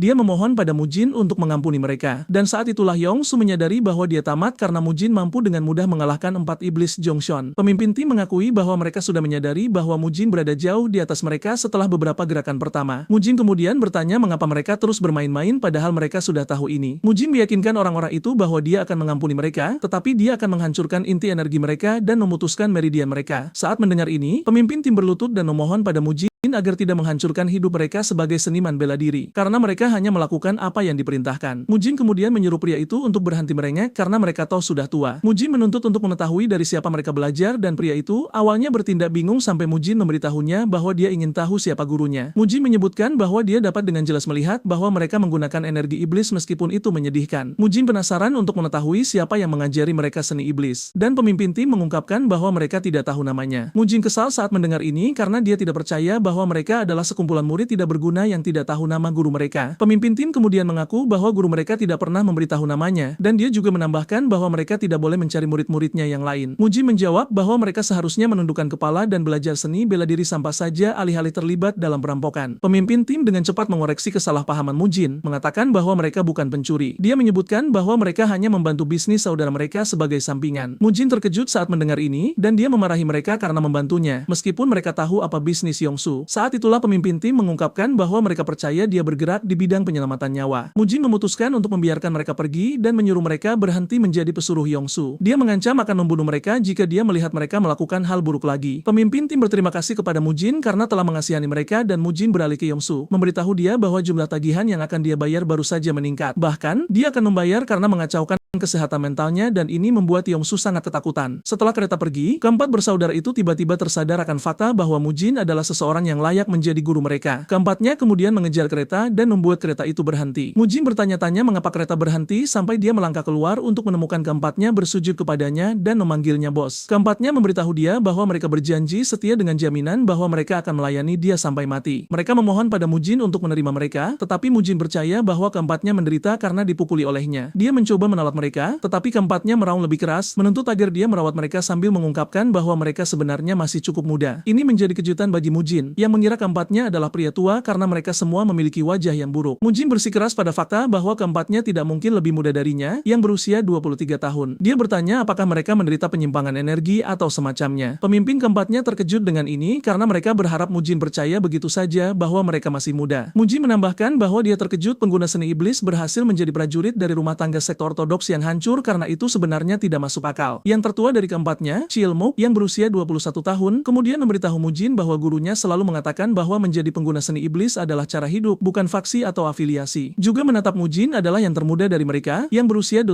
tahun, Nosak. Mujin setuju dengan pandangan Chial, tetapi bertanya-tanya keluarga ortodoks macam apa yang akan menerima pengguna seni iblis karena mereka mungkin akan terseret ke dalam skandal. Saudara kedua, Domji, yang berusia 20 tahun, menyela, memberitahu Mujin bahwa tidak ada yang berani mengatakan hal seperti itu karena mereka hanya akan memukuli kepala mereka. Saudara ketiga, Jung Tai, yang berusia 19 tahun, setuju dengan ini juga. Mujin kemudian memberitahu mereka bahwa mereka harus mengikuti semua instruksinya jika mereka ingin melayani di rumah tangga, dan keempatnya berteriak serempak, memberitahu dia bahwa mereka akan mengabdikan diri. Lelah dengan teriakan mereka dan segalanya, Mujin tidak punya pilihan selain memberitahu saudara-saudara itu bahwa mereka sekarang adalah prajurit klan Flamehua. Tak lama kemudian, mereka tiba di rumah besar Yongsu dan dia mengundang mereka ke dalam rumah. Pelayannya terkejut melihat dia bersama wajah-wajah asing dan mereka bertanya apa yang terjadi. Namun Yongsu menginstruksikan pelayannya untuk menyiapkan makanan di pavilion. Namun, Mujin menyuruhnya untuk melupakan makanan karena mereka harus segera pergi ke ruang harta karun. Yongsu setuju dan mulai memimpin mereka ke ruang harta karun sementara pelayannya hampir hampir mengompol karena kehadiran menakutkan dari keempat iblis tersebut. Mujin juga terkejut bahwa Yongsu hidup dengan sangat baik berkat uang yang dia peras selama bertahun-tahun. Tepat saat itu, mereka bertemu dengan seorang prajurit, Sojun. Sojun bertanya kepada Yongsu apakah ada masalah, tetapi Yongsu bergegas memberitahu dia bahwa tidak ada masalah. Dia mendesaknya untuk kembali ke rumah, tetapi Sojun bersikeras agar Yongsu memberitahunya apa yang salah dengannya. Mujin kemudian memotong, bertanya pada Sojun mengapa dia terus mencampuri urusan orang lain padahal mereka sudah menyuruhnya pergi. Mujin menyebutkan bahwa dia dapat dengan jelas melihat bahwa dia adalah tamu Yongsu, jadi dia harus menjauh dari seluruh situasi karena tamu tidak seharusnya mencampuri urusan rumah tangga. Sojun menghina Mujin dengan mengatakan dia banyak bicara dan Chilmuk ingin melompat untuk menangani Sojun, tetapi Yongsu mendesaknya untuk mundur karena itu semua hanya kesalahpahaman. Yongsu menyuruh Sojun untuk mundur dan dia memutuskan untuk memperkenalkan Mujin dan keempatnya kepada Sojun, memberitahu dia bahwa mereka adalah tamunya. Alih-alih tetap diam, Sojun memutuskan untuk menjadi lebih kasar saat mengetahui bahwa Mujin adalah pemimpin klan Flamehua. Mujin mengabaikannya, menyuruhnya menyingkir kapanpun dia selesai bicara sampah. Mujin hendak melewatinya ketika Sojun memberitahu Mujin bahwa dia seharusnya malu pada dirinya sendiri karena berlarian dengan pengguna iblis sambil meneror rakyat jelata. Dia kemudian menambahkan bahwa kakek Mujin akan menangis di kuburannya saat ini, dan dia masih tidak berhenti di situ. Dia melanjutkan dengan menyebut Mujin sebagai sampah yang menyedihkan juga. Bahkan Yongsu berteriak pada Sojun karena bertindak terlalu jauh. Tetapi Sojun meyakinkan Yongsu bahwa dia adalah seorang profesional dan tidak akan pernah kalah dari sampah seperti Mujin. Tepat saat itu, salah satu dari bersaudara itu mengeluarkan senjatanya saat dia melangkah maju untuk menangani Sojun, mendesak Mujin untuk memberinya izin. Mujin kemudian memberitahu dia untuk tidak khawatir karena dia sendiri yang akan menangani situasi tersebut. Dia melompat ke arena, mendesak Sojun untuk bergabung dengannya, dan Sojun dengan penuh semangat melakukannya. Sojun melesat ke arah Mujin dengan niat untuk menusuknya, tapi Mujin memblokir serangan itu dengan pedang besarnya. Dia memuji gaya pedangnya, tetapi memberitahu dia bahwa dia kurang kekuatan. Mujin terus bermain-main dengan Sojun dan dalam waktu singkat, Sojun mulai merasakan getaran kuat yang mengguncang pedangnya. Keempat iblis melihat ini dan mereka tahu itu sudah berakhir bagi pria itu karena dia sudah terpojok oleh Mujin. Mereka menyebutkan bahwa pedangnya akan patah dan jika pedangnya tidak patah, tengkoraknya yang akan patah. Tepat seperti yang diprediksi, pedang Sojun hancur dan Mujin tersenyum jahat sebelum mengirim pria itu ke dinding. Keempat iblis tidak terkejut dengan ini dan Mujin memberitahu salah satu dari mereka untuk melempar tongkat besinya kepadanya. Karena pria itu memberitahu Mujin bahwa kakeknya akan menangis di kuburannya, Mujin memberitahu dia bahwa dia akan memastikan dia mengirimnya kepada kakeknya. Mujin mulai memukuli pria itu dengan sangat keras hingga tangisannya mengguncang seluruh rumah. Keempatnya terkesan dengan bagaimana Mujin memukuli pria itu seperti bayi. Yongsu panik saat dia menyadari bahwa Sojun akan mati dan dia bergegas menemui Mujin, menyuruhnya untuk mengampuninya, meyakinkan Mujin bahwa dia akan membayar nyawanya. Yongsu menyebutkan bahwa Sojun memiliki hubungan dengan surga bela diri yang tidak ortodoks dan akan buruk jika mereka membiarkan seseorang seperti pria itu mati di rumahnya. Yongsu meyakinkan Mujin bahwa dia akan membayar nyawa Sojun tidak peduli berapapun biayanya. Mujin tersenyum saat mendengar ini, mengatakan dia pikir Yongsu menaruh harapannya pada Sojun. Beberapa saat kemudian, mereka menuju ke ruang harta karun dan Mujin berkomentar betapa kaya Yongsu. Mujin tidak membuang waktu dan dia menyarankan agar mereka mulai menghitung semuanya. Dia mulai dengan keempat iblis, mengatakan masing-masing nyawa mereka berharga 500 koin emas. Yongsu tidak percaya telinganya karena Mujin baru saja setuju untuk menerima keempatnya ke dalam klan, tetapi dia masih harus membayar nyawa mereka. Mujin kemudian melanjutkan dengan memberitahu Yongsu bahwa kompensasi untuk anggota tubuhnya adalah 200 emas sementara nyawanya bernilai 300 emas. Mujin kemudian memberitahu Yongsu bahwa nyawa Sojun bernilai 1000 emas karena dia sangat kasar. Terakhir, Mujin memberitahu Yongsu bahwa dia akan membayar kerusakan psikologisnya, yaitu 3000 emas. Setelah selesai menghitung, Mujin hanya memberitahu pria itu bahwa dia menginginkan semua yang dia miliki. Dia bertanya apakah ada keberatan untuk ini, tetapi Yongsu mengatakan tidak dengan air mata mengalir di pipinya karena Mujin lebih buruk daripada bandit. Dalam waktu singkat, keempatnya mulai mengemasi semua uang di ruangan itu, dan Mujin melihat sebuah layar lipat berdiri di sudut. Dia melihat aura aneh yang datang dari layar, dan Yongsu memperhatikan bahwa Mujin sedang menatap layar itu. Yongsu bertanya apakah dia menyukai layar itu, tetapi Mujin menjawab bahwa dia tidak yakin. Yongsu kemudian menyebutkan bahwa layar lipat itu adalah karya seorang pria bernama Master Jiang Sosan. Mengejutkan, Yongsu memberitahu Mujin bahwa dia bebas untuk mengambil layar itu jika dia mau. Tanpa ragu, Mujin setuju untuk mengambilnya, dan Yongsu tidak percaya betapa serakahnya Mujin. Setelah mereka selesai memuat harta karun ke dalam kereta Yongsu, Mujin memberitahu dia bahwa dia akan mengambil kereta itu karena dia pasti tidak membutuhkannya lagi. Yongsu tidak keberatan dengan ini, dan dia memberitahu Mujin bahwa dia boleh mengambilnya. Dengan ini, Mujin dan keempat iblis pergi sementara Mujin memberitahu Yongsu untuk memastikan dia menjalani kehidupan yang benar. Mujin memberitahunya bahwa dia akan melihatnya lagi di lain waktu, tetapi Yongsu berdoa agar mereka tidak bertemu lagi karena dia pada dasarnya telah merampas semua yang dia miliki. Yongsu mulai bertanya-tanya apa kesalahan yang dia lakukan sehingga dia harus bertemu dengan orang gila seperti Mujin. Ketika mereka akhirnya tiba di klan Ha, masuk panik. Dia mulai bertanya pada Mujin dari mana dia mendapatkan semua uang itu karena dia yakin dia membunuh untuk mendapatkannya. Mujin meyakinkannya bahwa dia tidak membunuh untuk mendapatkan uang itu, tetapi dia mendesaknya untuk menyimpan uang itu karena mereka kekurangan dana. Mujin kemudian bertanya pada Masok apakah keempat saudara iblis itu terlihat tua baginya, dan Masok menyebutkan bahwa dengan semua yang dia lihat, mereka sudah jauh melewati usia 40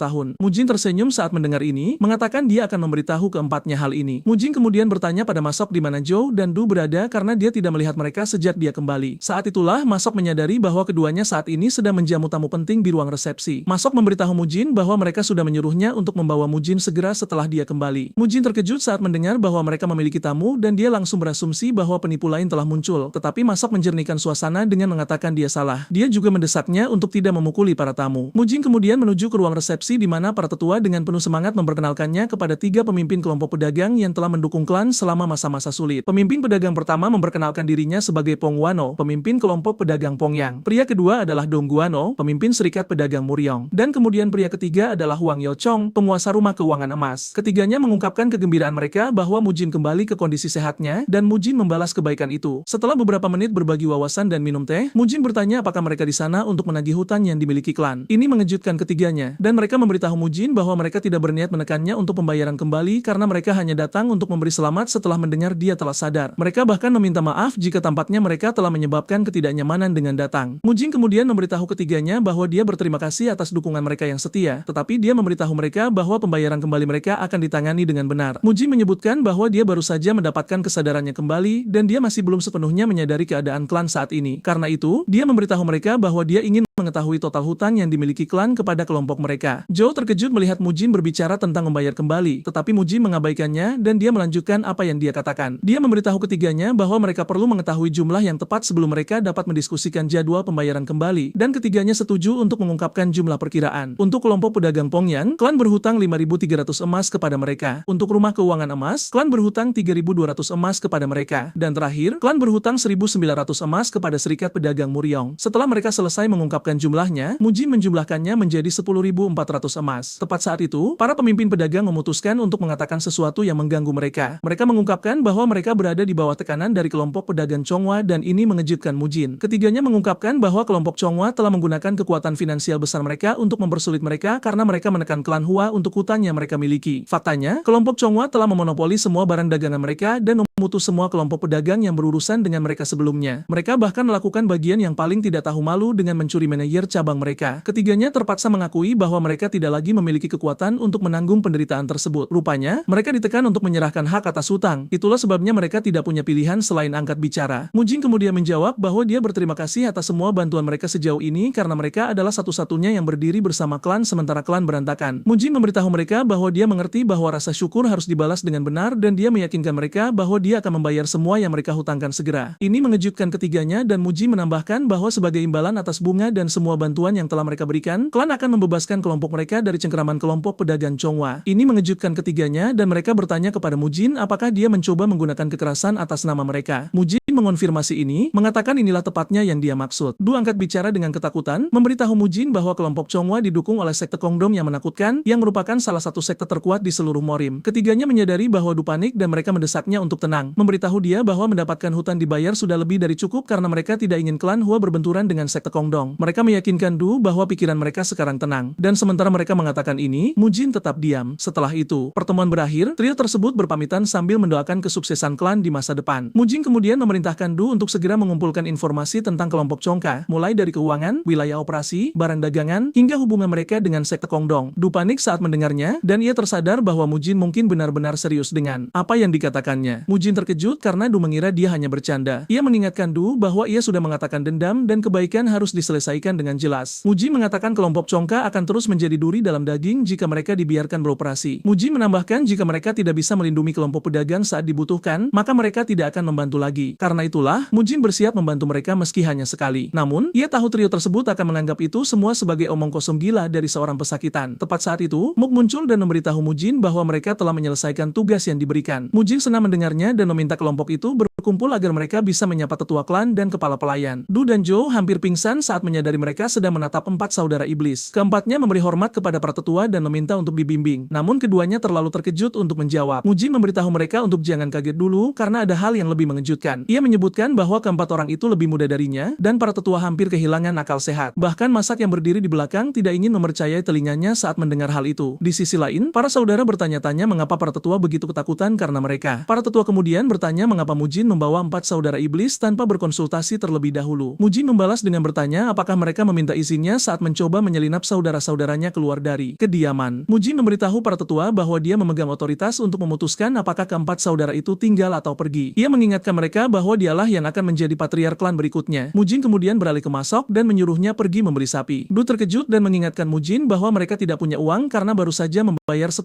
emas kepada kelompok pedagang. Mujin tetap diam dan membawa mereka ke ruang harta karun, tempat mereka hampir kehilangan akal sehat. Mujin memberitahu bahwa ia mendapatkan semuanya dari Yongsu, namun memastikan bahwa ia tidak membunuhnya. Du bertanya tentang layar lipat tersebut dan Mujin menyebutkan bahwa Yongsu mengklaim itu adalah salah satu karya Jiang Shosan. Du hampir pingsan karena terkejut dan Mujin melanjutkan bahwa harga jual terendah layar itu adalah 90 emas, itulah sebabnya ia mengambilnya. Karena sudah ada uang, Mujin menyuruh Masok untuk berhenti bicara dan pergi membeli daging. Sementara itu, Mujin tahu ada sesuatu yang tidak beres dengan layar lipat tersebut. Keesokan paginya, Mujin memanggil saudara-saudaranya, 4 saudara iblis, dan para instruktur klan. Mujin memberitahu mereka bahwa ia telah sampai pada kesimpulan bahwa mereka semua butuh pelatihan khusus. Ia menyebutkan bahwa dasar dari ilmu pedang adalah tubuh yang mengayunkannya. Tidak peduli seberapa hebat seni bela dirinya, itu tidak berguna jika tubuhnya lemah. Karena itulah, Mujin memberitahu mereka akan memulai pelatihan khusus yang diawasi langsung oleh dirinya. Ia kemudian memberitahu mereka bahwa karung beras yang tergeletak di kaki mereka beratnya 144 kg dan ini akan menjadi mitra latihan setia mereka. Mujin menambahkan bahwa beras itu bukan untuk dimakan, dan jika ia memergoki ada yang memakannya, mereka tamat. Di sisi lain, Dojin dan Sun menyadari bahwa karung mereka hanya seberat 15 kg. Jelbone kemudian bertanya apa yang harus mereka lakukan dengan karung-karung itu, dan Mujin menyuruh mereka memanggulnya di bahu. Jelbone terkejut dan prajurit lain mengeluh karena karung itu terlalu berat untuk diangkat oleh 2 orang sekalipun. Namun, raut wajah Mujin berubah dan ia berteriak agar mereka mengangkatnya atau dihajar olehnya. Ia memberitahu bahwa pedangnya mungkin tidak cukup tajam untuk mengiris, tetapi pukulannya pasti akan mematahkan tulang mereka. Ia memberi mereka pilihan, memanggul karung atau bertarung dengannya. Takut dengan kata-kata Mujin, para prajurit segera memanggul karung tersebut. Namun, Mujin memberitahu 4 saudara iblis bahwa mereka harus membawa 3 karung masing-masing atau bertarung dengannya. Rasa takut bertarung dengan Mujin mendorong keempatnya segera memanggul 3 karung hingga mata mereka hampir keluar. Para tetua panik melihat ini dan bertanya-tanya apa yang sebenarnya sedang direncanakan Mujin. Mujin terus memotivasi mereka dengan mengatakan bahwa mereka punya kekuatan untuk mengangkat karung itu selama punya pola pikir yang tepat. Mujin menyebut tidak ada yang mustahil karena hanya kematian yang menanti jika mereka gagal. Setelah semua orang memanggul karung, termasuk saudara-saudaranya, ia menyuruh mereka mulai duduk dan berdiri. Ia mengatakan mereka akan melakukan ini 200 kali. Mujin melakukan gerakan pertama dan menyuruh yang lain mengikutinya saat ia meneriakkan perintah. Kelompok itu berteriak berusaha mempertahankan posisi, tetapi Mujin terus mendorong mereka, menyuruh mereka mengencangkan perut dan bangkit, atau mereka akan mati. Muk merasakan seluruh tubuhnya hancur, tetapi ia tahu ia tamat jika tidak bisa bertahan karena Mujin akan menghajarnya sampai hancur. Para tetua mulai bertanya-tanya metode pelatihan macam apa yang diberikan Mujin karena menontonnya saja sudah melelahkan. Saat mereka duduk dan berdiri, Mujin terus memotivasi, mengatakan bahwa yang mereka lakukan selama ini hanyalah membuang-buang makanan klan dengan kedok sebagai seniman bela diri. Ia menegaskan mereka tidak punya hak mengeluh tentang pelatihan karena tidak layak hidup jika tidak bisa menahan beban sekecil ini. Menjelang senja, mereka akhirnya mencapai 200 dan salah satu dari mereka langsung ambruk begitu hitungan selesai. Mujin tidak terkesan bahwa mereka menghabiskan seharian hanya untuk pemanasan. Ia memberitahu bahwa stamina mereka menyedihkan dan tidak layak disebut seniman bela diri. Ia kemudian memerintahkan mereka mulai saat itu untuk bersatu dengan karung beras. Mereka harus berlatih dengan karung itu, makan, bahkan tidur dengannya. Ia menyebut karung itu adalah mitra mereka sampai ia berkata sebaliknya. Ia menyuruh Jung mengikat semua orang ke karung mereka, dan siapapun yang melepas ikatan karung akan kehilangan nyawanya juga. Jan sangat lelah hingga ia berharap bisa melihat wajah ibunya. Saat Mujin berjalan ke kamarnya, ia memberitahu Masik bahwa mulai hari itu, semua orang harus mendapatkan daging sapi di setiap waktu makan. Masik kemudian bertanya apakah harus menyiapkan air mandi, tapi Mujin berkata akan memberitahu saat ia siap. Saat Mujin merebahkan diri di tempat tidur, ia langsung tertidur. Malam itu, seluruh kelompok melapor ke ruang makan dengan karung terikat di punggung sambil makan. Salah satu prajurit menoleh ke bosnya dan menyebut tangannya gemetar meski hanya melatih kaki. Seniornya memberitahu bahwa bukan hanya dia yang merasakannya. Ternyata ini belum pernah terjadi saat mereka berlatih dengan master sebelumnya yang membuatnya sangat aneh. Keesokan harinya, pelatihan menyiksa berlanjut dan kali ini mereka diminta melakukan push up. Mujin memastikan untuk memantau posisi mereka saat melakukan tugas itu, meskipun ia juga melakukannya sendiri. Gilbo tidak percaya para prajurit semua melakukan push up, meskipun itu sangat berat. Keesokan harinya, mereka membawa pelatihan keluar saat mereka berjongkok di sekitar desa dengan karung di punggung. Penduduk desa menonton dengan ngeri saat berusaha memahami apa yang sedang mereka lihat. Pelatihan berlanjut hari berikutnya saat mereka mendorong karung ke atas dan ke bawah. Bahkan Mujin merasakan sakit, tapi ia terkesan saudara-saudaranya bertahan lebih baik dari yang diharapkan. Ia bertanya-tanya apakah harus meningkatkan kesulitan. Hari berikutnya, ia membawa kelompok itu ke sungai dengan arus deras. Para prajurit terkejut melihatnya. Saat mereka masih ragu mengapa mereka di sana, Mujin Mujin memberitahu tujuan mereka adalah menyeberangi sungai sambil membawa karung. Arus saja sudah membuat para prajurit takut dan lebih buruk lagi, ada air terjun di ujung sungai yang membuatnya lebih berbahaya. Saat yang lain panik, Sun justru bersemangat berpartisipasi dalam pelatihan yang melelahkan itu. Tiba-tiba, ia sadar Dojan tidak bisa berenang dan menyarankan untuk memberitahu Mujin. Pada saat yang sama, para tetua memberitahu Mujin bahwa menyeberangi sungai mungkin mustahil karena arusnya terlalu cepat. Mereka menyebut orang sudah meninggal saat menyeberang, apalagi mereka yang membawa beban berat di punggung. Mujin tersenyum pada orang tua itu karena terlalu khawatir dan memberitahu bahwa semuanya sudah diuji sebelum mereka memutuskan untuk lanjut. Para tetua bingung karena mereka tidak tahu kapan Mujin menguji penyeberangan sungai itu. Mujin hanya mengabaikan mereka dan memberitahu para prajurit bahwa mereka semua harus menyeberang atau bertarung dengannya. Begitu para prajurit menyadari taruhannya, mereka mulai melompat mengikuti Mujin. Bahkan Muk memberitahu kawan-kawannya lebih baik melawan arus daripada menghadapi Mujin. Sebelum sadar, mereka semua sudah melompat ke sungai. Bahkan Dojan tidak punya pilihan selain melompat meskipun tidak bisa berenang. Dojan putus asa membuktikan bahwa ia juga prajurit klan Flamehua yang menjadi motivasinya untuk melompat. Namun, arusnya terlalu kuat dan Dojan kesulitan bertahan. Sebelum sadar, ia kehilangan pegangan dan mulai tenggelam ke dasar sungai. Para tetua melihat ini dan berteriak pada Mujin, memberitahu bahwa Dojan hanyut. Mengejutkan, Bone mengejar Dojan dan berhasil menangkapnya sebelum terlambat. Ia menyuruhnya mengambil napas dalam dan berpegangan erat karena mereka akan meluncur lurus ke arah air terjun karena sudah terlambat. Dengan ini, keduanya jatuh langsung ke air terjun dan para tetua berteriak ketakutan. Namun, beberapa saat kemudian, Dojan dan Buen muncul di kejauhan. Buen memuji Dojan, memberitahu bahwa ia melakukannya dengan baik dan Dojan berterima kasih karena telah menyelamatkan nyawanya. Mujin muncul di lokasi bertanya pada Dojan apakah ia baik-baik saja dan tidak membentur apapun. Dojan memastikan ia baik-baik saja karena Buen muncul di waktu yang tepat untuk menyelamatkannya. Buen di sisi lain terkejut bahwa Mujin muncul tepat setelah meninggalkannya, membuatnya bertanya-tanya kapan ia mengikuti mereka. Mujin kemudian memberitahu Dojan jangan terlalu memaksakan diri karena akan buruk jika terjadi sesuatu padanya. Dojan membalas kakaknya bahwa ia siap melihat ini sampai akhir karena ia tidak bisa selamanya menjadi anak kecil. Dengan tekad kuat, Dojan menyebut ia hanya bisa menjadi seniman bela diri yang layak dari klan Flamehua jika ia tetap kuat. Keesokan harinya, para prajurit diminta mendaki tebing curam dengan karung di punggung. Begitu sampai di tengah jalan, Mujin menyuruh mereka merangkak dengan cepat karena jatuh dari posisi saat ini berarti kematian pasti. Salah satu prajurit, pria berambut coklat, menyimpulkan bahwa Mujin gila dan seharusnya ia tetap tinggal. Tapi tiba-tiba, ia kehilangan pijakan. Ia mulai jatuh, namun berhasil meraih salah satu prajurit. Ia memohon bantuan dan mendesaknya meraih batu di depannya. Setelah itu, para prajurit berlari kembali ke Manor karena Mujin memberitahu siapapun yang tertinggal harus menggendongnya di punggung. Seorang anak yang menonton kejadian itu terpaksa bertanya pada ibunya, apakah para prajurit itu adalah penjahat hukuman mati? Tapi ibunya memberitahu bahwa mereka adalah prajurit klan Flamehua. Tiba-tiba, Sun jatuh ke tanah dan Tetua Zhou bergegas memeriksanya. Ia tampak kelelahan dan mendesak Zhou untuk menggendongnya. Tetua Zhou segera menggendongnya dan saat mereka berjalan melewati prajurit lain, mereka mendapati bahwa Sun hanya berpura-pura kelelahan. Mujin menyadari ada yang tidak senang dengan hal ini dan memberitahu mereka bebas untuk ambruk seperti gadis kecil karena mereka semua membandingkan diri dengan Sun. Namun, ia memperingatkan bahwa siapapun yang melakukannya mungkin sama saja dengan menandatangani surat kematiannya sendiri. Saat mereka akhirnya mencapai Manor, mereka semua ambruk ke tanah, benar-benar lelah. Tepat saat itu, salah satu prajurit yang membantu si rambut coklat berjalan mendekat dan memarahinya karena selalu tertinggal saat pelatihan. Ia berteriak padanya, bertanya sudah berapa lama ia berencana menjadi pengecut. Ia menyuruhnya berhenti menyeret yang lain jika tahu tidak punya kekuatan untuk bertahan. Saat itu, pria tersebut menyebut ia melakukan ini karena Mujin mengancam akan membunuh mereka. Ternyata ia sudah lama ingin berhenti dari kehidupan prajurit. Namun, ia takut Mujin mungkin akan membunuhnya jika ia mengatakan ingin berhenti. Pria itu kemudian berteriak padanya, memberitahu bahwa ia takut pada Mujin. Itulah sebabnya ia tertinggal dalam pelatihan. Pria itu mengancam akan membunuh si rambut coklat karena tidak cocok jadi prajurit. Namun, Bone menyela, memberitahu pria raksasa itu bahwa tidak semua orang bisa menjadi sepertinya. Pria itu bertindak kasar dan meninju Bone di bagian selangkangan, memberitahu bahwa ia akan mulai dengan membunuhnya. Mu kemudian mengintervensi, memberitahu prajurit itu untuk mundur karena Bone benar. Ia menyebut si rambut coklat melakukan yang terbaik dengan caranya sendiri. Ia menyebut si rambut coklat juga saudara mereka karena telah datang ke klan. Pria raksasa itu berargumen bahwa tidak mungkin mereka akan menjadi kuat jika terus bersikap lemah. Tapi Muk memberitahu bahwa Mujin sudah berlatih beberapa tahun di depan mereka, itulah sebabnya setiap orang harus menanggapi sesuatu secara berbeda. Muk kemudian memberitahu pria itu bahwa ia hanya bisa mengatakan hal menyakitkan seperti itu ketika ia berhasil melampauinya. Pria raksasa itu dengan marah pergi memberitahu si rambut coklat bahwa ia akan membunuhnya jika ia kembali menyebabkan rasa sakit padanya. Malam itu, pria raksasa itu sedang meninggalkan toilet saat ia mendengar seseorang di kejauhan. Ia berjalan diam-diam dan mendapati Mujin sedang berlatih pedang di tengah malam sendirian. Pria itu terkesan melihat seberapa cepat gerakan Mujin, dan ia tersadar bahwa Mujin berada jauh di atas levelnya, meskipun mereka tidak terpaut jauh dalam usia. Tiba-tiba, Mujin menyadari ada yang menonton, dan ia menyuruh siapapun itu untuk keluar sebelum ia mencarinya. Pria itu tidak punya pilihan selain keluar dari persembunyian, dan Mujin bertanya apa yang sedang ia lakukan. Pria itu kemudian menjawab bahwa ia sedang dalam perjalanan kembali dari kamar kamar kecil dan tidak sengaja bertemu dengan sesi pelatihannya. Ia berjanji bahwa ia tidak memiliki niat menonton dengan sengaja dan Mujin memberitahu bahwa ia sudah mulai bosan dengan pelatihan itu. Ia menyuruhnya menjatuhkan karung beras dan mengambil pedang. Pria itu terkejut mendengarnya, tapi ia melakukan apa yang diperintahkan. Mujin kemudian memerintahkannya untuk menyerang dan pria itu berlari ke arah Mujin dengan kecepatan tinggi. Namun, Mujin menangkis serangannya dengan cukup mudah saat menahan tangan di belakangnya. Pria itu terus bergerak dan tiba-tiba ia menyadari bahwa ia telah menjadi lebih cepat dari sebelumnya. Mujin juga menyadarinya dan setuju bahwa pria itu telah menjadi lebih baik, tetapi pada saat yang sama ia percaya bahwa ia belum fokus. Mujin berhasil berada di belakangnya dan menampar punggungnya begitu keras hingga jatuh ke tanah. Mengejutkan, pria itu segera kembali ke kakinya. Mujin berkomentar mengatakan ia dulu tumbang dalam sekali pukul, tetapi tampaknya kekuatannya sekarang sudah bisa digunakan. Bahkan pria itu menyadari sesuatu telah berubah dalam dirinya karena ia pasti sudah tidak bisa bergerak jika sebelumnya. Mujin kemudian memuji pria itu dan menyuruhnya beristirahat. Keesokan harinya, Mujin memberitahu para prajurit bahwa mereka akan mengerjakan perut mereka hari itu. Ia menginstruksikan semua orang untuk mengangkat karung beras di antara kaki mereka dan menahannya. Kelompok pertama melakukan sesuai instruksi sementara yang lain menunggu dengan takjub. Setelah selesai, mereka berlari ke desa lagi. Si rambut coklat hampir jatuh saat pria raksasa itu secara mengejutkan berjalan mendekatinya, menyuruhnya bertahan karena mereka hampir sampai. Mujin menyadari hal ini dan tersenyum karena ajarannya berhasil. Sebulan kemudian, Mujin mengumpulkan para prajurit untuk memberitahu bahwa pelatihan khusus telah selesai. Ia memberitahu mereka bahwa mereka bebas melepaskan tali dan meletakkan karung. Saat mereka hendak mulai merayakannya, Mujin memberitahu bahwa mereka akan melakukan pelatihan ini setiap tahun selama musim panas dan musim dingin. Ia menginformasikan mereka bahwa pelatihan berikutnya akan dilakukan selama musim dingin, yang hanya beberapa bulan lagi. Namun, ia memberitahu bahwa itu akan lebih mudah karena mereka sudah merasakannya sekali. Mujin pada dasarnya memberitahu bahwa mereka telah sampai di akhir pelatihan, tetapi mengingatkan mereka bahwa tubuh yang kuat menjadi pedang yang kuat. Namun, ia memberitahu bahwa ini saatnya baginya untuk melakukan sparring pribadi dengan mereka untuk memperdalam pengalaman. Ia menyuruh mereka melangkah maju begitu ia memanggil nama mereka dan seperti yang diharapkan, mereka semua dipukuli sampai babak belur. Tapi rasa sakit membawa pengalaman yang pada gilirannya membawa perubahan baru. Dengan ini, 4 saudara iblis sepenuhnya dilantik ke dalam klan sebagai instruktur.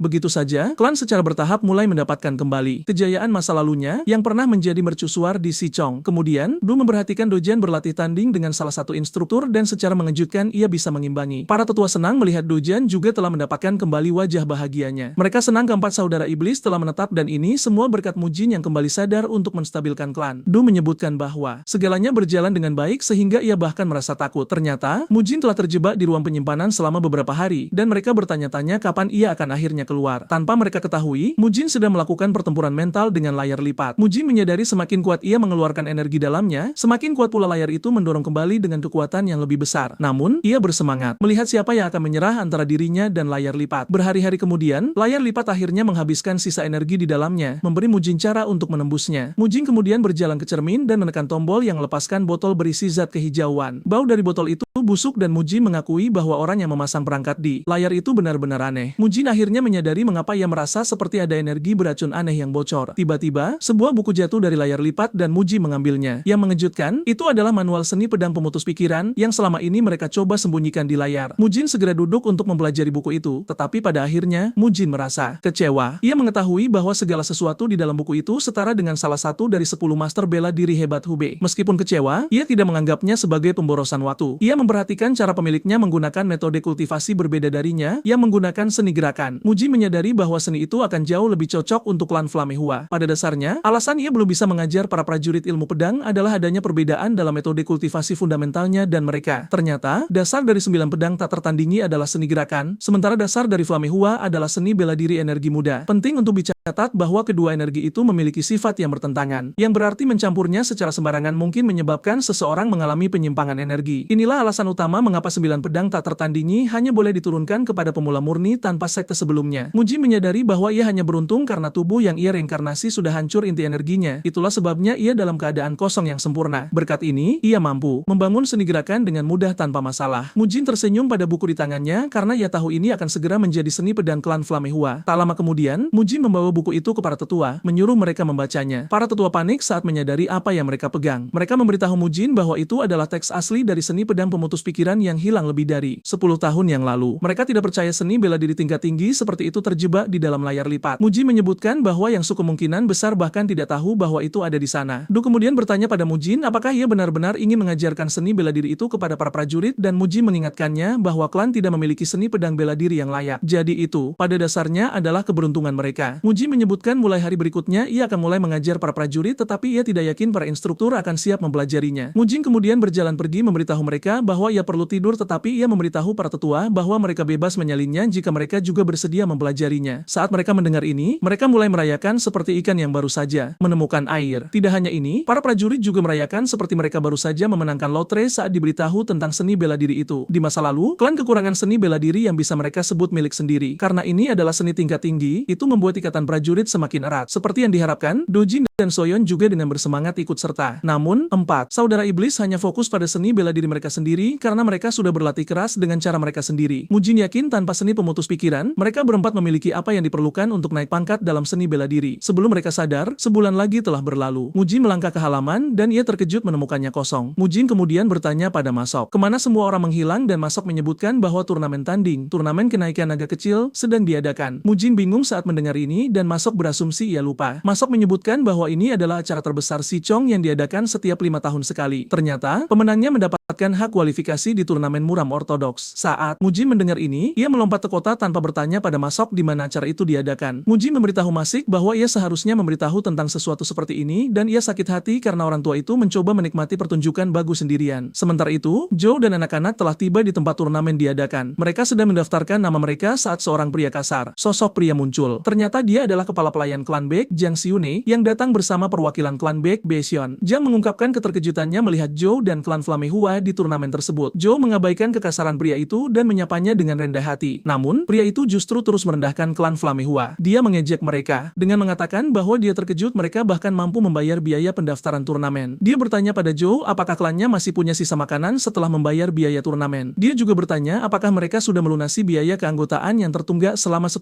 tahun. Jang mengejek Joe karena membawa anak-anak, mengatakan bahwa mereka terlihat seperti anak-anak yang hampir mati kelaparan. Pada titik ini, Dojan dan Sun mulai merasa kesal. Sementara itu, Mujin tersesat di kota dan menyesal tidak bertanya kepada Masok di mana acara itu diadakan. Dia melihat ke kejauhan dan menyimpulkan bahwa acara itu pasti diadakan di tempat kerumunan orang berkumpul. Pada saat yang sama, 2 orang unik, seorang lelaki tua dan cucu perempuannya, terlihat berjalan melewati kota. Sang cucu sedang memperhatikan keindahan kota ketika Mujin bergegas melewatinya, mendesak gadis itu untuk menyingkir. Mujin kemudian berhenti di depan mereka, bertanya di mana acara tersebut diadakan. Merasa frustrasi, Mujin beralih ke gadis itu, bertanya apakah dia tahu lokasi acara, tetapi gadis itu hanya menatapnya dengan pandangan menghina. Mujin bertanya mengapa dia menatapnya seperti itu, dan kakeknya memotong, memberitahu Mujin bahwa mereka juga sedang berkeliling mencari tempat acara karena mereka bukan orang lokal. Lelaki tua itu meminta Mujin untuk memberitahu mereka jika dia berhasil menemukannya, tetapi Mujin bergegas pergi, menyuruh mereka mencari sendiri karena mereka juga punya kaki. Mujin berlari seperti orang gila dan gadis itu bertanya kepada kakeknya apa yang salah dengan Mujin karena dia belum pernah melihat orang sekasar dia sebelumnya. Lelaki tua itu menyebutkan bahwa tampaknya kegilaan telah sepenuhnya menguasai Mujin. Saat lelaki tua itu mengatakan ini, sang gadis sadar bahwa kakeknya sedang membicarakan Mujin, cucu dari Hua Jutai. Lelaki tua itu senang karena dia datang secara pribadi karena sesuatu yang menarik akan segera terjadi. Di pintu masuk tempat acara, situasi antara Joe dan Jiang menjadi lebih tegang. Joe memberitahu Jiang bahwa biaya keanggotaan yang mereka hutang akan segera dilunasi. Alih-alih mundur, Jiang justru mengejek Joe, menanyakan tahun berapa dia berencana membayarnya. Dia bahkan menghina mereka beserta seni rahasia mereka. Lelah mendengar sampah yang diucapkannya, Joe meraih pedangnya, menyuruhnya berhenti berbicara. Kotor di depan anak-anak karena kesabarannya ada batasnya. Jiang kemudian mencabut pedangnya, menantang Joe untuk mengeluarkan pedangnya. Tepat sebelum keduanya sempat bertarung, Mujin muncul, menyuruh mereka mundur karena ini hari anak-anak dan akan buruk jika orang dewasa merusaknya. Dengan suara tegas dan wajah menakutkan, Mujin menyebutkan bahwa hari ini adalah untuk anak-anak yang merupakan harapan si Chang. Mujin berjalan melewati Jiang dan seperti sebelumnya, Jiang mulai menghina Mujin juga. Mujin mengabaikannya dan berjalan ke arah adik-adiknya, bertanya mengapa mereka tidak memberitahunya bahwa ada acara khusus. Sementara Dojan masih tergagap, Sun maju, memberitahu Mujin bahwa mereka ingin memenangkannya agar bisa memberi kejutan untuknya. Mujin menepuk kepala Sun karena mentalitasnya, tetapi Jiang masih tidak bisa menutup mulutnya. Dia mengejek klan tersebut karena miskin, dan Mujin menegaskan bahwa hal terpenting dalam sebuah klan adalah seni bela diri, bukan tingkat kekayaan mereka. Saat itu, lelaki tua dari tadi muncul di tempat kejadian, memuji Mujin karena berani mengungkapkan pikirannya dengan sangat baik. Lelaki tua itu kemudian menoleh ke Jiang, menyarankan agar mereka menyimpan pedang mereka karena ini hari yang istimewa. Namun, Jiang menyuruh lelaki tua itu untuk tidak mencampuri urusannya karena dia bukan bagian dari klan Flamehua. Jiang melanjutkan dengan mengatakan kemiskinan bukanlah sesuatu yang bisa dibanggakan dalam klan bela diri. Dia memberitahu Mujin bahwa seharusnya dia membelikan adik-adiknya pakaian baru sebelum datang untuk menyemangati mereka. Dia membuat ucapannya lebih menyakitkan dengan mengatakan bahwa mereka pasti telah menghabiskan semua uang untuk biaya pendaftaran. Dojan kembali tersulut emosi, tetapi lelaki tua itu memotong. Dia menyebutkan bahwa pakaian tidaklah berarti karena berpakaian bagus tidak mengubah seniman bela diri yang lemah menjadi seorang master. Jiang frustrasi karena lelaki tua itu selalu ikut campur dan menyuruhnya diam. Jiang akhirnya memutuskan untuk mundur karena dia percaya bahwa dia tidak seharusnya berbicara dengan orang miskin. Jiang mengatakan dia ingin melihat apakah pelatihan klan tersebut membuahkan hasil di arena tanding. Lelaki tua itu memperhatikan kemarahan di wajah Mujin dan menyuruhnya untuk tidak membiarkan perkataan Jiang mengganggunya karena orang seperti dia selalu ada di mana-mana. Mujin setuju dengannya dan tersenyum. Di sisi lain, Zhou menatap lelaki tua itu dan dia merasa bahwa dia terlihat familiar, tetapi dia tidak bisa mengingat wajahnya. Saat itu, salah satu pelayan muncul untuk memberitahu Mujin dan klannya bahwa mereka telah menyiapkan tempat duduk untuk mereka. Mujin melangkah ke arena dan dia tertegun melihat betapa rapi meja disiapkan dengan makanan. Anak-anak terkesima dengan makanan tersebut, tetapi Mujin mendesak mereka untuk tidak makan berlebihan karena mereka tidak tahu kapan pertandingan akan dimulai. Mengejutkannya, klan Beck dipimpin ke kursi VIP dan Jiang berbalik untuk memberikan senyum dingin kepada Mujin. Ini membuat Mujin bertanya-tanya kapan tepatnya dia akan mendapatkan kesempatan untuk menghajar Jiang sampai babak belur. Faktanya, dia sudah membayangkan dirinya memukuli Jiang dengan mencungkil matanya terlebih dahulu. Saat itu, lelaki tua itu muncul, meminta untuk duduk bersama Mujin. Mujin bertanya-tanya mengapa lelaki tua itu terus mengikutinya kemana-mana, tetapi dia memberitahunya bahwa dia bebas melakukan apapun yang dia inginkan. Anak-anak hendak mulai makan ketika Mujin berkomunikasi dengan mereka menggunakan teknik bisikan frekuensi. Dia menyuruh mereka meletakkan makanan dan tidak menyentuh apapun sampai dia mencicipinya terlebih dahulu. Cucu perempuan lelaki tua itu, Hia, muncul dengan sebotol alkohol dan menuangkannya ke cangkir kakeknya. Lelaki tua itu menyadari bahwa Mujin tidak minum atau makan dan dia bertanya apa yang salah. Mujin hanya menjawab bahwa dia baru saja makan tadi. Sesaat kemudian, pembawa acara Siok Kildo melangkah ke tengah arena untuk menyambut semua orang di acara tersebut. Ternyata, dia adalah kepala klan Siok dan dia meyakinkan semua orang bahwa makanan telah disiapkan untuk mereka. Tiba-tiba, Siok melihat lelaki tua itu di tempat duduknya dan dia dengan panik bergegas menghampirinya. Siok menundukkan kepalanya kepada lelaki tua itu, memberikan penghormatan kepadanya. Lelaki tua itu terkejut bahwa Siok mengenalinya dan Siok menyebutkan bahwa tidak mungkin dia tidak mengenali wajah terhormat Kaisar Racun Tangu. Semua orang ketakutan saat mendengar identitas lelaki tua itu karena posisi yang dipegangnya. Ternyata, hanya ada 4 orang yang memegang gelar Kaisar di seluruh dataran tengah. Ada Kaisar Pedang Wuang, Kaisar Tinju Kuil Shaolin, Kaisar Cambuk Empat Langit, dan Kaisar Racun Tanglan. Mereka tidak percaya bahwa salah satu orang terkuat di dataran tengah baru saja muncul di turnamen tanding anak kecil di Xiang. Saat Jiang mendengar ini, dia mulai panik karena dia sudah menghina lelaki tua itu tanpa sadar. Sementara semua orang panik, Mujin tetap tenang karena dia mengenal pria itu dari kehidupan masa lalunya. Dia ingat bahwa ketika perang 10 tahun dengan sekte ortodoks dimulai, 4 klan besar, tidak termasuk klan Namong, tetap berada di luar pertarungan melawan iblis ilahi. Alasan mereka tidak bergabung adalah karena tidak ada pembenaran yang baik untuk bergabung dalam perang. Selain itu, para kepala klan tersebut dan kekuatan tempur utama mereka telah dihancurkan secara brutal oleh iblis ilahi. Ternyata salah satu orang yang ada di sana pada hari itu adalah Tang Sumun dari klan Tong yang akhirnya menjadi Kaisar Racun. Siok memberitahu Tang untuk mengikutinya ke kursi VIP, tetapi Tang memberitahu pria itu bahwa dia baik-baik saja di tempatnya sekarang. Siok terkejut mendengar ini dan untuk mencoba menyenangkan Tang, dia memberitahu Mujin bahwa dia bebas memindahkan tempat duduknya juga. Namun, Mujin menolak tawaran itu dan menyarankan agar mereka memulai acara tanding. Sementara itu, Tang tidak bisa melepaskan pandangannya dari Mujin karena semakin dia menatapnya, semakin dia menyadari bahwa dia menyerupai temannya, kakek Mujin, yang mendukungnya di saat keputusasanya dahulu. Siok kemudian memberitahu Mujin bahwa acara akan segera dimulai dan dia bertanya apakah Mujin tertarik untuk berpartisipasi. Mujin bingung mendengar ini dan bertanya apa maksudnya. Siok mengungkapkan bahwa dia berbicara tentang turnamen murim ortodoks yang diadakan setiap 5 tahun sekali dan karena akan segera tiba, dia ingin tahu apakah Mujin tertarik. Mujin hanya menjawab bahwa turnamen tersebut tidak menarik minatnya, jadi dia tidak punya alasan untuk berpartisipasi. Tiba-tiba, Jiang berlari ke arah Tang untuk menawarkan salam dan juga untuk meminta maaf atas apa yang terjadi sebelumnya. Dia memberitahu Tang bahwa dia tidak mengenalinya, tetapi Tang mengabaikannya dan melanjutkan minumannya. Lelah dengan semua keributan dan sebagainya, Tang menugaskan cucu perempuannya untuk menyingkirkan bocah-bocah itu. Dia berdiri dan gadis itu mendesak kelompok itu untuk kembali ke tempat duduk mereka karena kakeknya tidak ingin ada keributan. Siok kemudian memberitahu lelaki tua itu bahwa mereka akan memulai pertandingan segera. Sebelum pertandingan dimulai, Siok menjelaskan aturan pertandingan. Dia menyebutkan bahwa mereka hanya boleh menggunakan senjata non mematikan yang terbuat dari kayu, seperti pedang kayu atau tombak kayu. Sebagai tambahan, penggunaan serangan mematikan juga dilarang. Dia menyebutkan jika pengawas atau ofisial melempar kantong biru ke dalam arena, artinya pertandingan dihentikan sementara. Tetapi kantong merah berarti pertandingan telah berakhir sepenuhnya. Setelah dia selesai menjelaskan aturan, dia memanggil peserta pertama hari itu, Beck, Xion, dan Sun. Sun sibuk mengunyah sepotong besar daging ketika dia mendengar namanya. Mujin kemudian memberitahu Sun bahwa inilah saatnya bagi mereka untuk melihat seberapa banyak dia telah meningkat. Xion di sisi lain yakin bahwa dia akan mengalahkan Sun habis-habisan. Sun juga melangkah kering memberitahu Xion bahwa dia akan menjadi batu loncatan bagi kenaikan mulianya. Xion terkejut Sun berbicara kasar kepadanya, tetapi Sun mendesaknya untuk tutup mulut dan berhenti bicara sampah. Ini membuat Xion marah dan dia memberitahu Sun bahwa dia akan mematahkan tangan dan kakinya karena ini. Menggunakan teknik bisikan, Mujin bertanya kepada Zhou apakah apakah mereka selalu bermusuhan dengan Jiang dan orang-orangnya. Zhou kemudian mengungkapkan bahwa itu bukan masalah besar ketika Kaisar Api masih hidup, tapi setelah kepala klan sebelumnya mengadakan upacara suksesi, beberapa pengikut pergi dan mencari perlindungan di klan B. Ternyata, Jiang adalah salah satu dari kelompok orang ini. Semakin klan menurun, semakin mereka menjadi bermusuhan. Mujin kemudian bertanya mengapa mereka menjadi menyebalkan dan Zhou mengungkapkan bahwa mereka memiliki perselisihan besar dengan kepala klan sebelumnya karena perbedaan pendapat. Selain itu, klan Baek terus tumbuh sebagai mereka menerima lebih banyak orang dari klan Hua. Sekarang di arena, Xion menyerbu ke arah Sun, tetapi dia menghindari serangannya dan menendang dadanya. Sebelum Xion bisa pulih dari ini, Sun telah melompat ke udara. Dia mendaratkan hantaman lutut ke wajah Xion, mematahkan hidungnya. Xion berteriak kesakitan dan Sun berdiri di atasnya mengejeknya karena hidungnya berdarah. Tang terkejut melihat Sun menggunakan teknik tendangan dan dia bertanya kepada Mujin apakah dia yang mengajari Sun hal ini. Namun, Mujin menyebutkan bahwa penatua Zhou lah yang latih Sun dengan teknik tersebut. Dia kemudian menambahkan bahwa kemampuan atletik Sun juga tingkat tinggi. Namun, dia tertarik untuk melihat berapa lama Sun bisa bertahan melawan lawan dengan pedang. Pada saat yang sama, Xion mengamuk saat dia berteriak pada Sun, memberitahu dia bahwa dia akan membunuhnya. Xion menyerbu ke arah Sun, mengayunkan pedangnya ke sekeliling, tetapi Sun terus menghindar berkat kelincahannya yang mengesankan. Dia terkesan pada bagaimana Sun mampu menghindari semuanya berkat seni gerakannya. Pada titik ini, Xion merasa frustrasi dan dia menyebut Sun katak yang licin. Sebelum Sun menyadarinya, dia mendapati dirinya terpojok oleh Xion tanpa ruang untuk menghindar. Dojian dan Zhou panik karena mereka yakin ini adalah akhir bagi Sun. Jiang, di sisi lain, merayakan karena dia percaya Xion akhirnya memiliki apa yang diperlukan untuk menghabisi Sun. Xion menyerang ke arah Sun dengan segenap kekuatannya. Tetapi yang mengejutkan semua orang, Sun melompat secara akrobatik melewati Xion. Xion berbalik dengan marah, memberitahu Sun bahwa dia telah berlarian untuk sementara waktu. Namun, Sun memberitahu dia bahwa dia baru saja jatuh ke dalam perangkapnya. Xion bingung dengan ini, dan Sun memberitahu dia bahwa dia akhirnya memiliki kesempatan untuk menghajar habis-habisan karena dia sekarang yang terpojok ke dinding. Sun mengangkat kakinya dengan sangat ganas, dan dia berani memblokir serangan itu dengan kayu mati yang dia sebut pedang. Sebelum Xion menyadarinya, Sun mendaratkan tendangan kuat ke kepalanya, mengirimnya ke lantai kesakitan. Perubahan kecepatan permainan yang tiba-tiba membuat para penatua terkesan, dan mereka mulai mendukung Sun, sementara Jiang mengerang frustrasi. Xion mencoba melawan, tetapi Sun terlalu hebat untuknya, dan dia terus menendangnya seperti bola. Sebelum Xion menyadarinya, Sun mengirimnya terbang dan bahkan mematahkan pedang kayunya juga. Jiang takut akan yang terburuk, dan dia berteriak pada wasit untuk melempar kantong biru. Pada saat ini, Sun sudah berdiri di atas Xion, siap untuk menghabisinya. Namun, wasit menyelamatkan pantatnya, tetapi bukannya tutup mulut. Xion mulai bicara sampah lagi. Dia berbicara tentang datang ke klan Hua dan memusnahkan mereka semua. Saat itulah Sun meledak, memberitahu Xion bahwa dia tidak memiliki niat untuk berhenti karena dia telah menghancurkan pedang Xion. Xion mencoba memberitahunya bahwa kantong biru sudah dilempar, yang berarti pertandingan ditangguhkan, tetapi Sun membalas bahwa ini bukan urusannya. Sun berjalan ke arahnya memberitahu dia bahwa dia bebas datang ke klan nanti dengan semua prajurit pilihannya. Tapi saat ini dia sudah tamat. Xion tidak mengerti apa yang sedang terjadi sampai Sun menghantamnya hingga jatuh ke tanah. Tang menyaksikan dengan ngeri sementara Mujin melompat untuk merayakan memberitahu Sun bahwa inilah caranya. Jiang bangun untuk bertanya kepada wasit mengapa Sun tidak berhenti meskipun kantong biru sudah dilempar. Namun, Sun didiskualifikasi karena memukul Xion setelah pertandingan ditangguhkan. Para penatua kecewa, tetapi Mujin tertawa seperti orang gila. Saat Sun kembali ke tempat duduknya, dia menjulurkan lidahnya di depan Jiang untuk mengejeknya. Sun kembali ke tempat duduknya, dan para penatua menuntut untuk mengetahui mengapa dia terus bertarung meskipun kantong telah dilemparkan. Sun menjawab bahwa dia sadar, tetapi dia lebih menikmati memukuli Xion daripada menang. Mujin tertawa keras, setuju dengan pendapat adiknya tentang hal ini. Mujin tidak berhenti di situ saat dia mulai menari seperti kalkun, seolah-olah adiknya baru saja memenangkan turnamen. Sementara itu, Jiang mendidih karena marah saat dia melihat Mujin melompat-lompat mengejek. Mujin sangat senang sampai dia memberitahu Tang bahwa mereka harus minum sepuasnya. Namun, dia memberitahu Tang bahwa dia yang akan membayarnya. Tang kemudian bertanya kepada Sun mengapa dia tidak menggunakan seni rahasia klan karena dia akan dengan mudah memenangkan pertarungan. Sun menjawab bahwa dia tidak melihat perlunya menggunakan seni rahasia pada sampah seperti Xion karena dia sudah menghajarnya tanpa itu. Selain itu, Sun percaya bahwa Xion mungkin menemukan cara untuk melawannya jika dia menggunakannya dengan ceroboh. Tang tertawa keras saat mendengar ini, dan ini karena dia setuju dengan Sun. Tang kemudian memesan lebih banyak minuman keras, dan dengan ini, pesta minum mereka berlanjut. Semua orang di arena terpaku pada Mujin yang dengan santai mendentingkan cangkir dengan kaisar racun. Meskipun ada banyak pertandingan yang berlangsung, semua orang menatap Mujin dan Tang. Bahkan Siok mulai merasa kesal dengan hal itu. Tidak lama setelah ini, pertandingan antara Dojian dan perwakilan Siok, Chuyong, muncul. Dojian meninggalkan meja dan Mujin memotivasi saudaranya, menyuruhnya untuk memberi mereka neraka. Tang terkejut saat melihat Dojian pergi ke arena dengan pedang alih-alih mengandalkan teknik tangan kosong. Wasit memulai pertandingan dan Siok yakin bahwa anak didiknya akan keluar sebagai pemenang dalam turnamen tersebut. Dia berharap bisa menarik perhatian Tang dengan ini. Tapi langkah pertama Chuang berakhir menjadi yang terakhir karena Dojan dengan mudah menghindarinya dan mendaratkan pukulan telak ke kepalanya. Semua orang yang menonton terkejut saat melihat ini karena mereka bahkan tidak mengerti apa yang baru saja terjadi. Di sisi lain, mereka yang berada di sudut Hua merayakan kemenangan Dojan. Bahkan Tan terkesan dengan ilmu pedang yang baru saja dia saksikan karena dia tidak tahu klan Hua memiliki teknik seperti itu. Mujing kemudian mengungkapkan bahwa ilmu pedang yang diperlihatkan saudaranya bukan sekadar teknik pedang dengan efisiensi yang baik, tetapi teknik pedang yang berisi prinsip-prinsip seni bela diri tingkat lanjut. Orang-orang bingung saat mendengar ini, dan Mujin melompat dari tempatnya, menunjukkan kepada semua orang buku seni bela diri pedang pemutus pikiran. Semua orang hampir menjadi buta berkat energi luar biasa yang keluar dari manual rahasia tersebut. Mujin kemudian membuat langkah berani dengan memberitahu orang banyak bahwa siapapun yang ingin mempelajari seni tersebut bebas bergabung dengan klannya. Dia meyakinkan mereka bahwa segala sesuatu dalam buku itu akan menuntun mereka pada pertumbuhan yang luar biasa dalam seni bela diri. Seperti yang diharapkan, penonton mulai menjadi gila saat mereka semua melompat untuk memberitahu Mujin bahwa mereka tertarik. Mujin kemudian memberitahu mereka bahwa siapapun yang tertarik untuk bergabung harus berbicara dengan Penatua Du. Penatua Du tidak membuang waktu mengeluarkan penanya dan menyuruh semua pihak yang tertarik untuk berbaris. Tang tertawa keras, mengatakan Mujin benar-benar hidup sesuai reputasinya sebagai orang gila karena dia memiliki keberanian untuk merekrut anggota di tengah acara. Sementara itu, Siop telah kehilangan kesabarannya dan dia berharap Tang tidak hadir. Jiang kemudian menghampirinya menanyakan apakah dia benar-benar akan menonton saat Mujin dan klan Hua melakukan sesuka mereka. Siop menjawab bahwa Tang sedang menonton dan tidak ada yang bisa mereka lakukan. Jiang kemudian menyebutkan bahwa dia memiliki strategi dan strategi ini melibatkan mereka menukar braket agar mereka bisa membawa Siok Kyoso. Berkat klan Hua kehilangan kekuatannya akhir-akhir ini, klan Siok dan klan Bet mulai merencanakan untuk mengisi kekosongan dengan kekuatan mereka sendiri. Salah satu cara mereka melakukannya adalah turnamen kenaikan naga yang diadakan setiap 5 tahun sekali. Mereka pada dasarnya telah memanipulasi braket turnamen untuk membuat seniman bela diri maga mereka menang sehingga mereka dapat mengirim mereka ke turnamen ortodoks Morm untuk mengangkat nama kelompok mereka. Berkat kekuatan kelompok yang meningkat melalui ini, mereka memutuskan untuk memonopoli turnamen kenaikan naga kecil untuk terus memperluas pengaruh mereka. Ketika akhirnya tiba saatnya untuk pertandingan final di 32